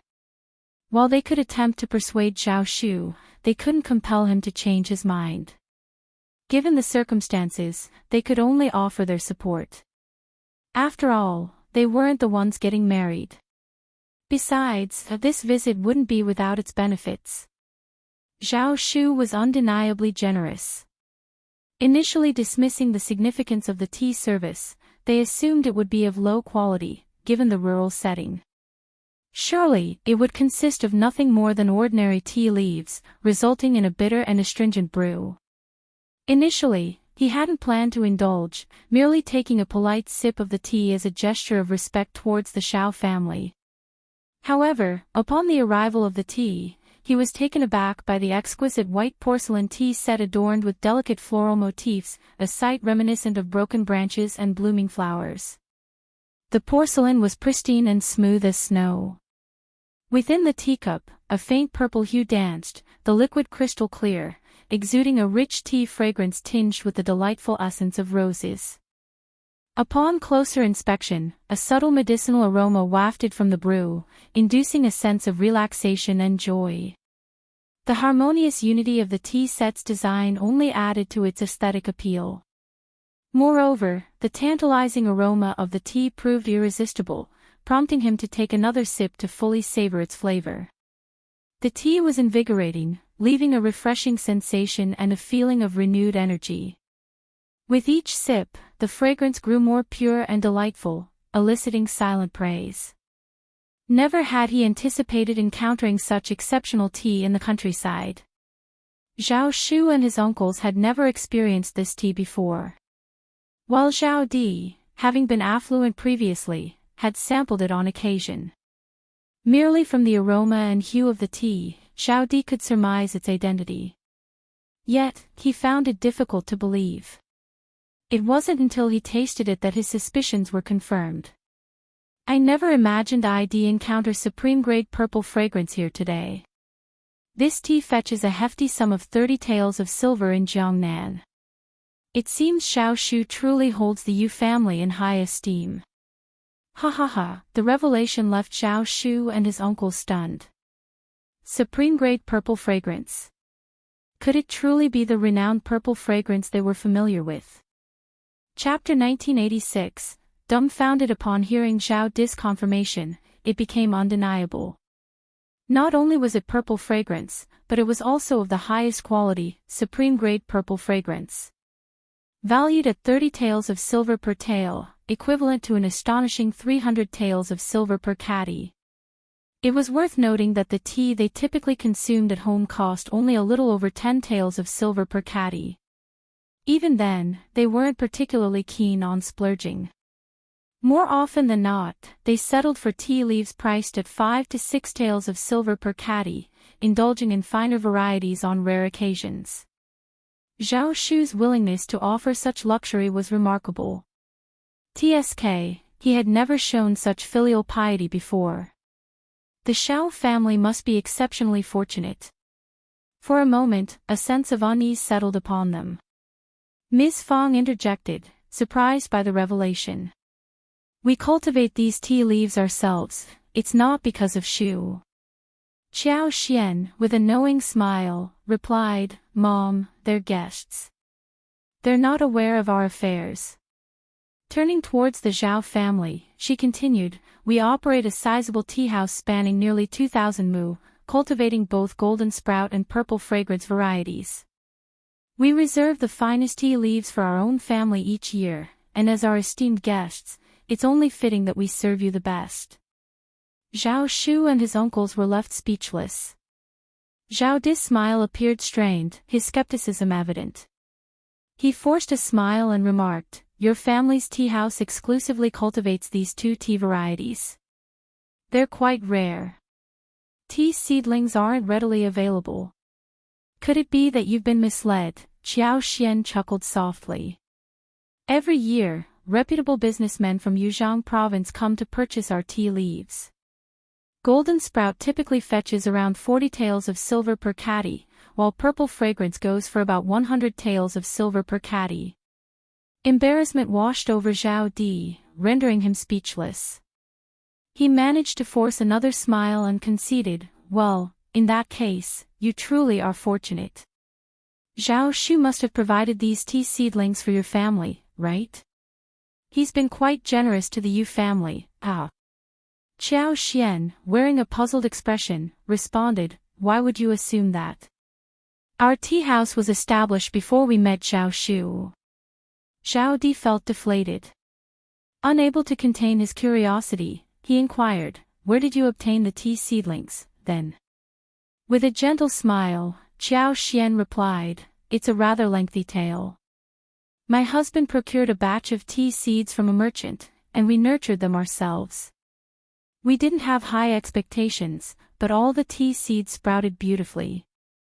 My husband and sister-in-law are incredibly fortunate. They make an excellent match for young Master Zhao. Everyone laughed. Miss Fang's delight was palpable, her smile radiant as she exchanged a meaningful glance with Qiao Xian. Unable to refute Miss Fang's words, the uncles of the Zhao family joined in with compliments for Tao Tao, their smiles masking any lingering discomfort. Feeling slighted, Zhao Di couldn't comprehend how this discussion related to Zhao Shu's fiancée. Why was she receiving praise? Well, your family certainly seems fortunate. With your wealth, why haven't you purchased a home in the city and relocated? Living in a village can be quite inconvenient. Ms. Fang's expression soured at the suggestion. There are benefits to rural life as well. The villagers here are incredibly welcoming. This village is the foundation of our Xiao family. How could we simply uproot ourselves? Even if we're not lacking in funds, we mustn't forget our roots. Qiao Xian chimed in, my mother speaks the truth. However, we do own properties in the county and the province. We can comfortably reside here whenever necessary. Zhao Di found himself at a loss for words. Chapter 1987. Things are no longer the same. The uncle of the Zhao family shot Zhao Di a warning glance, then swiftly changed the subject, steering the conversation towards the upcoming wedding day. Despite refraining from vocalizing it, Zhao Di couldn't help but feel a pang of envy. The Zhao family seemed to possess a veritable treasure trove, abounding with tea mountains, gold mines, and a son who had risen to prominence as a primus. Moreover, the members of this family didn't appear to be ignorant or simple-minded. It became clear why Zhao Shu was adamant about marrying into this family. They had gathered to celebrate a joyous occasion, not to indulge in mockery directed at Zhao Di. If he persisted in making unwarranted remarks, he risked offending the Xiao family and incurring Zhao Shu's wrath. Even if Qiao Xian chose to overlook his behavior, Zhao Di couldn't expect leniency or favor in the future. While others might underestimate the Xiao family, Qiao Xian, being an official's wife, possessed keen discernment. Despite Zhao Di's thinly veiled sarcasm, he couldn't outsmart her. Action needed to be taken. Though seething with anger and resentment, Zhao Di dared not defy the elders of his clan. He could only clench his jaw in frustration and keep his thoughts to himself. The circumstances had changed drastically. Their family had fallen from grace, relegated to a small town far from Yangzhou. They now had to eke out a living tending to meager farmland and a handful of struggling shops. Who cared about these pretentious elites and highbrow individuals in the clan anymore? Now, they were all scrambling to ingratiate themselves with that despicable Zhao Shu. Even the impoverished peasants of the Xiao family were shamelessly trying to win their favor. Once again, Zhao Di harbored resentment towards his father. Why did he ever agree to let Zhao Shu be adopted? Why did he consent? If not for that decision, Zhao Shu wouldn't hold such sway today. With Zhao Di refraining from stirring up trouble, the two families conversed amiably. Auntie Hua offered guidance, while Qiao Xian facilitated the discussion. Everything proceeded smoothly, and the Zhao family was thoroughly impressed by the Xiao family's thorough preparation. With the plans settled, there was little cause for concern. All they had to do now was await the wedding day. After the discussion, Miss Fang and eldest uncle extended an invitation for lunch, which the Zhao family graciously accepted. Ms. Fang promptly arranged a room for their guests to rest in and instructed Ms. Su to escort them there to relax. She assured them she would summon them when lunch was ready. Following the lengthy deliberation, the Zhao family grew weary. They expressed their satisfaction with Ms. Fang's considerate arrangements and conveyed their gratitude with warm smiles. In the designated rest area, hot tea accompanied by an array of fruits and snacks awaited them. While the tea remained supreme-grade purple fragrance, the snacks appeared to be standard fare, likely procured from the county city. However, the freshly peeled and sliced peaches, juicy oranges, diced dragon fruits, pears, cantaloupes, washed blueberries, and honey-drenched pineapple were exceptionally enticing. Some of the fruits were unfamiliar to them, leaving them intrigued. Learning that these fruits hailed from the Xiao family's orchard only heightened their admiration and stirred their emotions further. Upon sampling the fruits, they were met with a burst of fragrance, freshness, and sweetness. Impressed, they showered the offerings with praise, acknowledging their exceptional quality and refraining from underestimating them in any way. What the Xiao family possessed, they lacked, leaving no room for disdain. Lunch was served with separate seating arrangements for men and women, each group seated in the dining hall and the flower hall respectively. Despite the segregation, the meal consisted of identical fare, 12 dishes and a soup. Chapter 1988. He has no good intentions. Aware of their guests' origins from Jiangnan, Qiao Xian instructed the preparation of light dishes for lunch. The spread included steamed mandarin fish, tough-flavored shrimp, white-cut chicken, white meat with garlic paste, and sea cucumber with scallions, among others. As they were about to commence the meal, Zhao Di was conspicuously absent. He had purportedly gone for a stroll in the village, prompting Xiao Daolong and Xiao Sanlang to retrieve him for dinner. Upon locating Zhao Di, Xiao Sanlang found him engaged in conversation with fifth Grandma Ding, who appeared animated and pointedly addressing him. Aware of the strained relationship between their families, Xiao Sanlang refrained from intervening, simply escorting Zhao Di back home. Throughout the journey, Zhao Di exhibited an air of smugness, as if he held something over Xiao Sanlang. He stole several furtive glances at him along the way. Upon reconvening for dinner, the Zhao family was taken aback by the sight of the sumptuous spread before them. However, reflecting on the Xiao family's extensive tea house, they surmised the source of the lavish meal. With a tea house boasting a vast supply of supreme-grade purple fragrance and golden sprout, it was only natural for the Xiao family to present a table laden with exquisite dishes. The unexpectedly delectable flavors further heightened the Zhao family's satisfaction. Following the meal, the Zhao family departed contentedly, both parties parting ways on amicable terms, eagerly anticipating the upcoming wedding.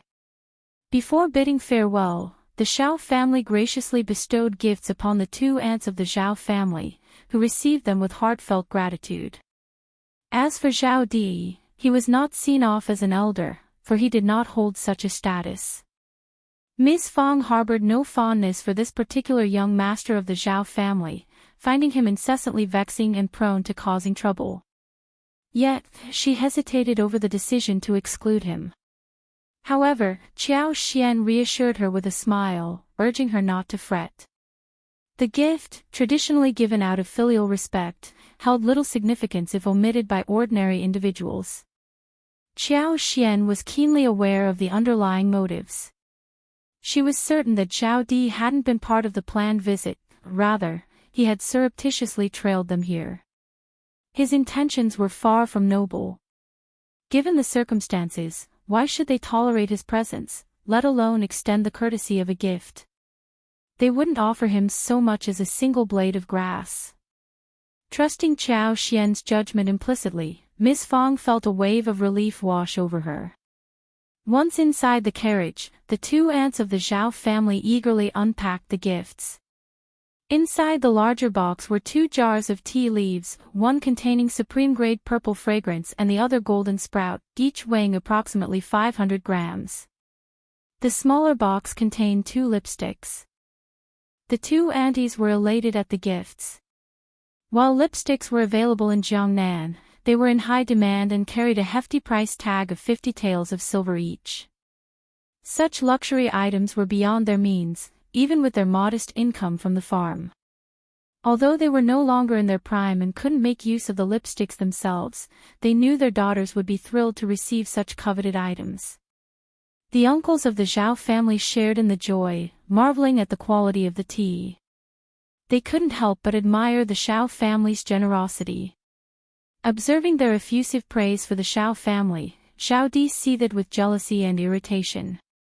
After all, the Xiao family hadn't presented him with a gift. Not that he cared about such trivialities, but he couldn't shake off the feeling of discontent over being excluded from the gesture. Zhao Di couldn't contain his frustration, muttering, "They're just country bumpkins. How dare they be so stingy? A mere tea house with a few thousand mu of land. They're deliberately treating us differently. Even though I'm not destitute, they clearly don't take the Zhao family seriously."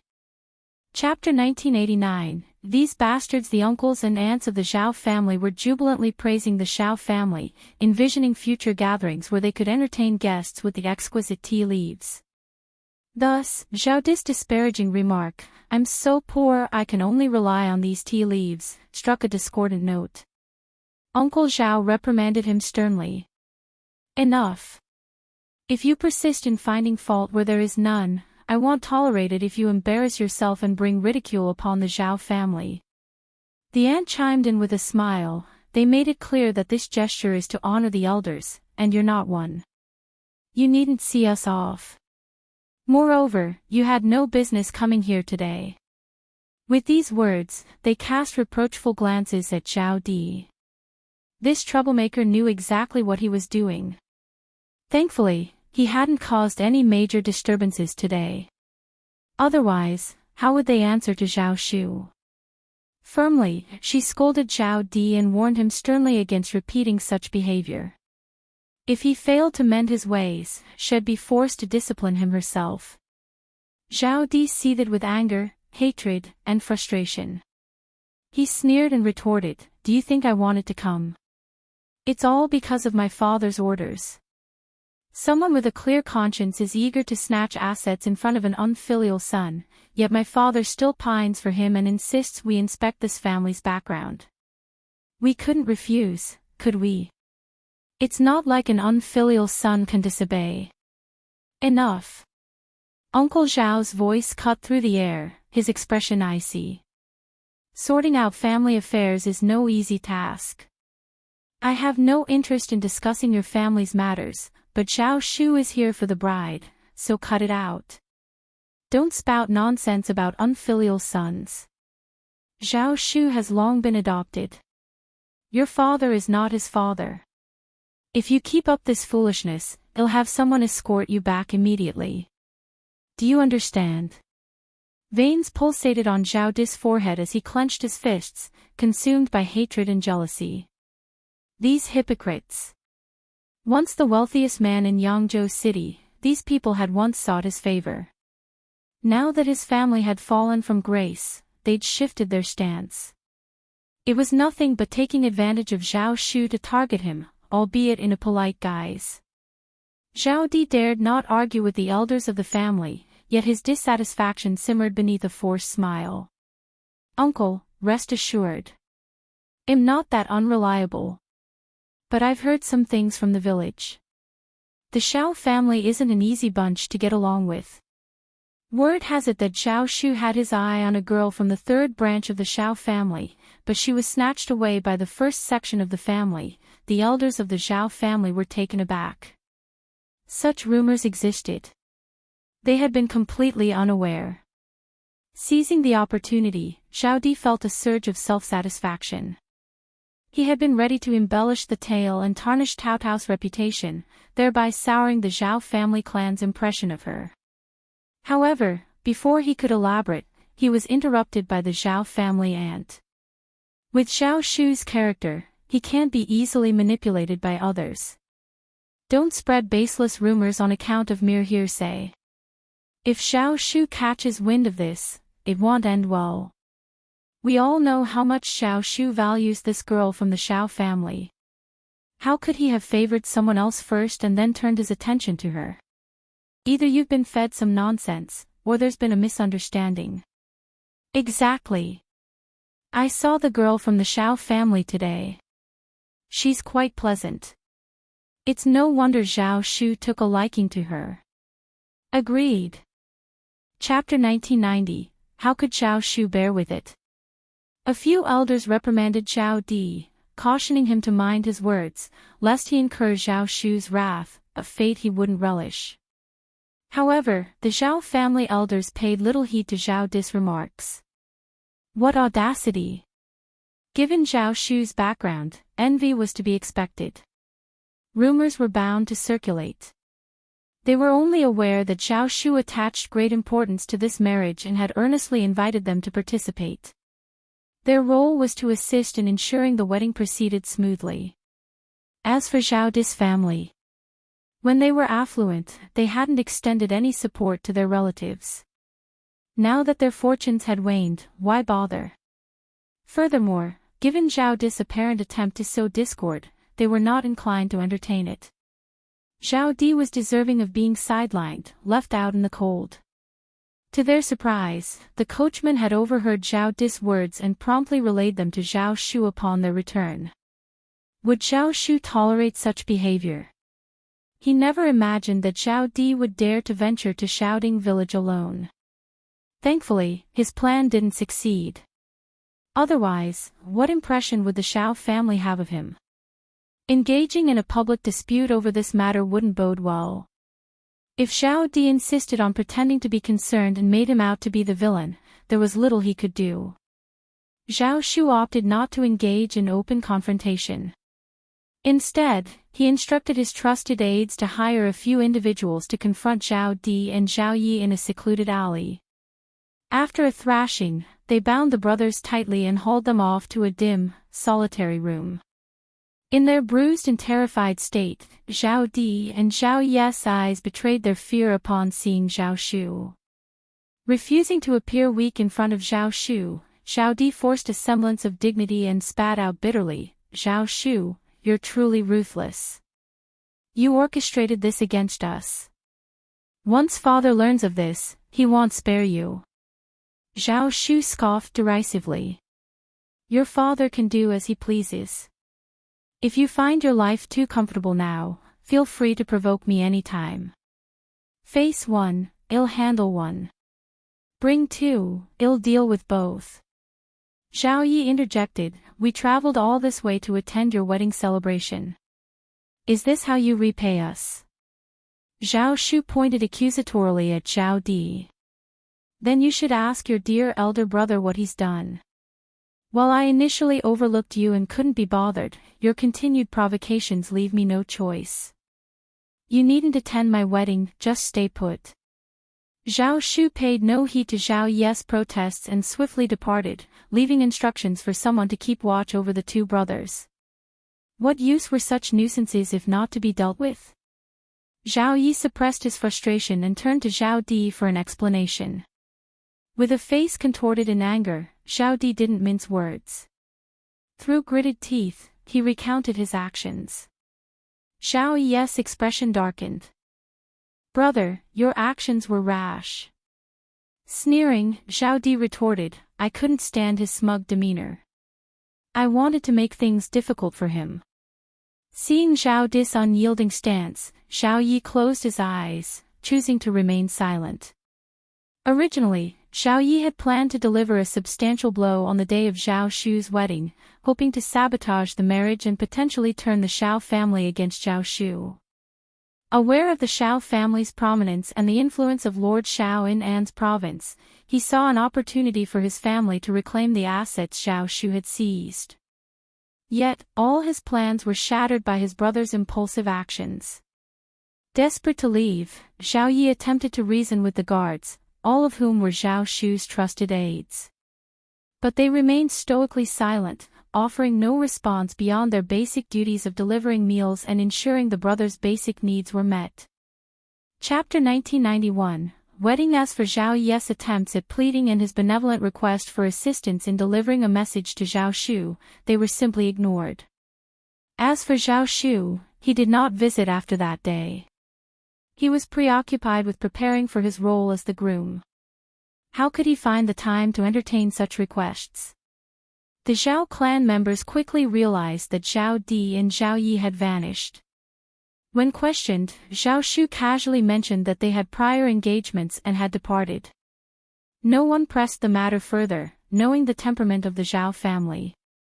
In no time, it was the day of the bridal escort. On this busy day, both sides were bustling early in the morning. At the Zhao family's estate, Tao Tao, as the bride-to-be, rose at dawn to bathe, change into her ceremonial attire, and adorn herself. While an ordinary countryside girl might not observe such elaborate rituals, Tao Tao, now marrying into the affluent Zhao Shu's family as the sister of the prefect lord, meticulously followed tradition. Fortunately, Auntie Hua was well versed in the procedure, and everyone followed her arrangements diligently. In Heshan County City, Zhao Shu was brimming with joy. He asked repeatedly if it was time, eliciting teasing remarks from everyone around him. Finally, the moment arrived. With a radiant smile, he swiftly mounted his horse, prompting even more playful banter. Amidst the spirited beats of drums, the bridal escort procession embarked towards Shouting Village. As the bridal entourage approached, eager onlookers who had rushed out to catch a glimpse hastily dashed back to the village to spread the news. The first section of the Xiao family also received word. As the procession entered the village, the already jubilant music of the bridal entourage soared to even greater heights. Encircled by villagers and delighted children darting around, the atmosphere brimmed with liveliness and merriment. Since the uncles and aunts of the Zhao family had previously visited Xiaoding village and received such generous gifts, they spoke highly of the Xiao family in front of their fellow clansmen. Furthermore, with Zhao Di and Zhao Yi detained by Zhao Shu's orders, there were no disruptions to spoil the smooth proceedings. Today, everything unfolded seamlessly, unlike the previous occasion when Zhao Di had caused trouble with his sarcasm. Symbolically blocking the door, Zhao Shu successfully entered the first section of the family's house. Amidst the laughter and well-wishes, he finally approached his bride. As Tao Tao was veiled in red and carried onto the bridal sedan chair by Xiao Daolong, Zhao Shu's eyes remained fixed on her, his smile beaming with delight. With the bride's departure from the pavilion, the dowries followed in a grand procession, numbering a staggering 99. The villagers of Xiaoding, as well as the Zhao clan members, were left astounded and impressed. The wealth of the Xiao family was truly remarkable. Initially, there were skeptics among the villagers who doubted the tales shared by the visiting uncles and aunties from the Zhao family. However, witnessing the extravagant display of wealth firsthand, they had no choice but to accept the truth. Even though a significant portion of the dowry comprised gifts bestowed by Zhao Shu, the Xiao family's generosity was unmistakable.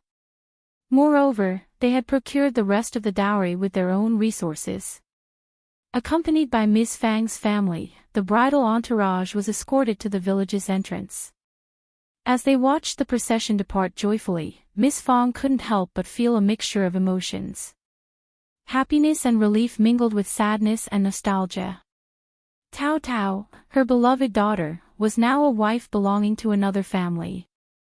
Chapter 1992, Ms. Ma is getting more enthusiastic. Xiao Xian and Yang Xiaoni tactfully ignored mother-in-law's teary eyes, choosing instead to offer comforting words about Tao Tao's bright future. Their laughter helped ease the tension, and Ms. Fang visibly relaxed. Realizing that crying on such a joyful occasion wouldn't be appropriate, Ms. Fang regained her composure. She took solace in the fact that Tao Tao was marrying into a family where she wouldn't be mistreated. If Tao Tao ever wished to return, she could do so freely, maintaining contact with her birth family. With spirits lifted, Ms. Fang invited everyone to return to the banquet. Despite initial reluctance from Ms. Ma and third uncle, they couldn't afford to snub the event.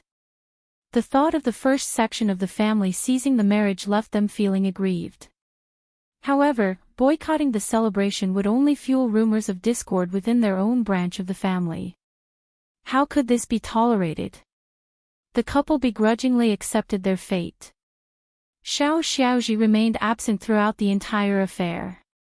Ever since her unsettling encounter with Zhao Shu, she couldn't bear to dwell on thoughts of him. Though she still harbored a secret admiration, it was tainted with other, less savory emotions. Nevertheless, she couldn't shake her resentment towards Tao Tao. As Tao Tao's grand wedding unfolded, Xiao Xiaoji refused to attend out of spite. And Ms. Ma, understanding her daughter's feelings, didn't push her to go. If anyone inquired, they would be informed that Xiao Xiaoji was unwell and resting at home. When questioned about Xiao Ziota's absence, Ms. Ma's response dripped with jealousy. Suspecting ulterior motives behind the inquiry, she haughtily proclaimed that her Xiaoji wasn't in a rush. Once her husband Lulang ascended to a high-ranking position in the capital, they would secure a prestigious match for Xiaoji from an official family. If a brother who has risen to a high position doesn't look out for his sister, then who will? They share the same blood. Xiaoji must marry into an official's family, no question about it. The status of an official's wife is prestigious and esteemed. Who wouldn't show respect to her? She's in a league of her own compared to mere rich folks and businessmen. Ms. Ma's fervor only intensified as she spoke, displaying a clear disdain for businessmen. Her words left the relative who had inquired feeling deeply embarrassed. He wanted to interject, but found himself at a loss. To be frank, his question had been rather casual. He never anticipated Ms. Ma would seize upon it as an opportunity to expound on Cao Cao's husband. Had he known better, he wouldn't have asked at all. The others at the same table felt a similar sense of discomfort. Even if there were a couple of curious onlookers who were intrigued by the drama, they dared not utter a word. Better to simply listen and avoid stirring the pot. Nobody wanted to risk Ms. Ma's ire. Not everyone possessed Ms. Ma's audacity, nor did they share her lack of tact. Why did she choose the wedding banquet to air her grievances? Ms. Fong and Xiao Xian remained oblivious to the underlying tension. Ms. Ma's continued commentary proved futile. It was evident to everyone that her remarks stemmed from jealousy. But Ms. Fong silently removed 2 items she had intended to include in Xiao Zioda's dowry. If you hold merchants in contempt, then don't accept gifts procured through their commerce. As the festivities drew to a close, relatives and friends dispersed, leaving the household to tidy up. By the time dusk fell, the chores were mostly completed. Chapter 1993, This begins while the house fell silent. It also seemed to be empty. Without Cao Cao, everyone was not used to it. However, no one said anything. Everyone was trying their best to adapt. Ms. Fang's gaze fell upon Anan, Xiao Qing, Xiao Zhenyan, and the other grandchildren. Her expression softened, and she smiled, a sense of relief washing over her. Indeed, wasn't it so? While his children had already begun their own families, there were still his grandchildren. The household would soon be bustling with life again. Upon their return home, the sight of Zhao Shu with Cao Cao filled Ms. Fong, eldest uncle, and the others with joy. Their hearts swelled as they witnessed Zhao Shu's tender care for Cao Cao, and the respectful demeanor of the Zhao family servants towards her. Ms. Fong felt a weight lift off her shoulders. Ms. Chiao had been right. Their family could provide Cao Cao with support and a solid foundation, but her future livelihood would ultimately be in her own hands. From all indications, this was a promising beginning. As Cao Cao and Zhao Shu prepared to depart, serving tea and bidding farewell, it was clear that they needed to return to the Zhao family promptly. Zhao Shu had the responsibility of introducing Cao Cao to the elders and the broader family lineage, tasks of utmost importance that couldn't be delayed. Both Ms. Fong and eldest uncle concurred with this decision. After a lively lunch, Ms. Fong took Cao Cao aside, holding her hand as they conversed privately. She imparted advice, guiding Cao Cao on what lay ahead. Later, Cao Cao informed Xiao Xian that she and Zhao Shu planned to visit 5th brother and 5th sister-in-law in An's province after departing from the Zhao family clan. Xiao Xian nodded approvingly, his smile warm. No need to worry. I believe brother-in-law enjoys exploring too. Take your time, we'll meet eventually. As the clock struck past 4 in the afternoon, Cao Cao reluctantly bid farewell, unable to linger any longer. With Zhao Shu by her side, she departed. Ms. Fong remained in a daze even after Cao Cao's departure. Her little Cao Cao was truly married now. Initially, Ms. Fong had assumed that Xiao Xian and her son would return to An's province after Cao Cao's departure, leaving her feeling disheartened. The sudden departure of everyone all at once was difficult for her to accept. Upon hearing Xiao Xian's announcement that she would stay home for another 7 or 8 days, Ms. Fong couldn't contain her joy and readily agreed. During those subsequent days, Xiao Xian wandered around the estate once more, paying particular attention to the flower field and the tea house. Cao Cao had been responsible for overseeing the flower field, and upon her departure, she entrusted it to Chunyu. As Cao Cao's assistant, Chunyu was well versed in every aspect of the task, and her heart brimmed with joy at the responsibility bestowed upon her. Meanwhile, Miss Su and Yang Xiaoni expressed eagerness to assist but soon realized they lacked the expertise to fulfill Cao Cao's duties, ultimately resigning from the endeavor. Handing over the responsibility to Chunyu was deemed a wise decision. Both Ms. Su and Yang Xiaoni felt that as long as it wasn't entrusted to someone else, everything would be fine. Otherwise, it would be too embarrassing for them to handle. Xiao Xian stayed at home for a few more days and stayed at First Madam's place for 3 days. She checked the orchards outside the city, and it was almost April when she returned to the state city of An's. After a lengthy journey, they were finally reunited. Xiao Yunduan remained with Xiao Xian for a few days. Late spring had already ushered in scorching temperatures. Within the final stretch of spring, various flowers and trees brimmed with energy, preparing for the impending summer. The air hung heavy with the sweet scent of blossoms, inducing a sense of lethargy and drowsiness. It was a time when warmth enveloped everything, coaxing people into a state of relaxation, disinclined to engage in any activity. Following a period of rest and recuperation, Xiao Xian caught up with Songshi, Minmian, and the others. Subsequently, she summoned Kai Yue and Kai Hua, inquiring about any transpired events within the mansion during her absence.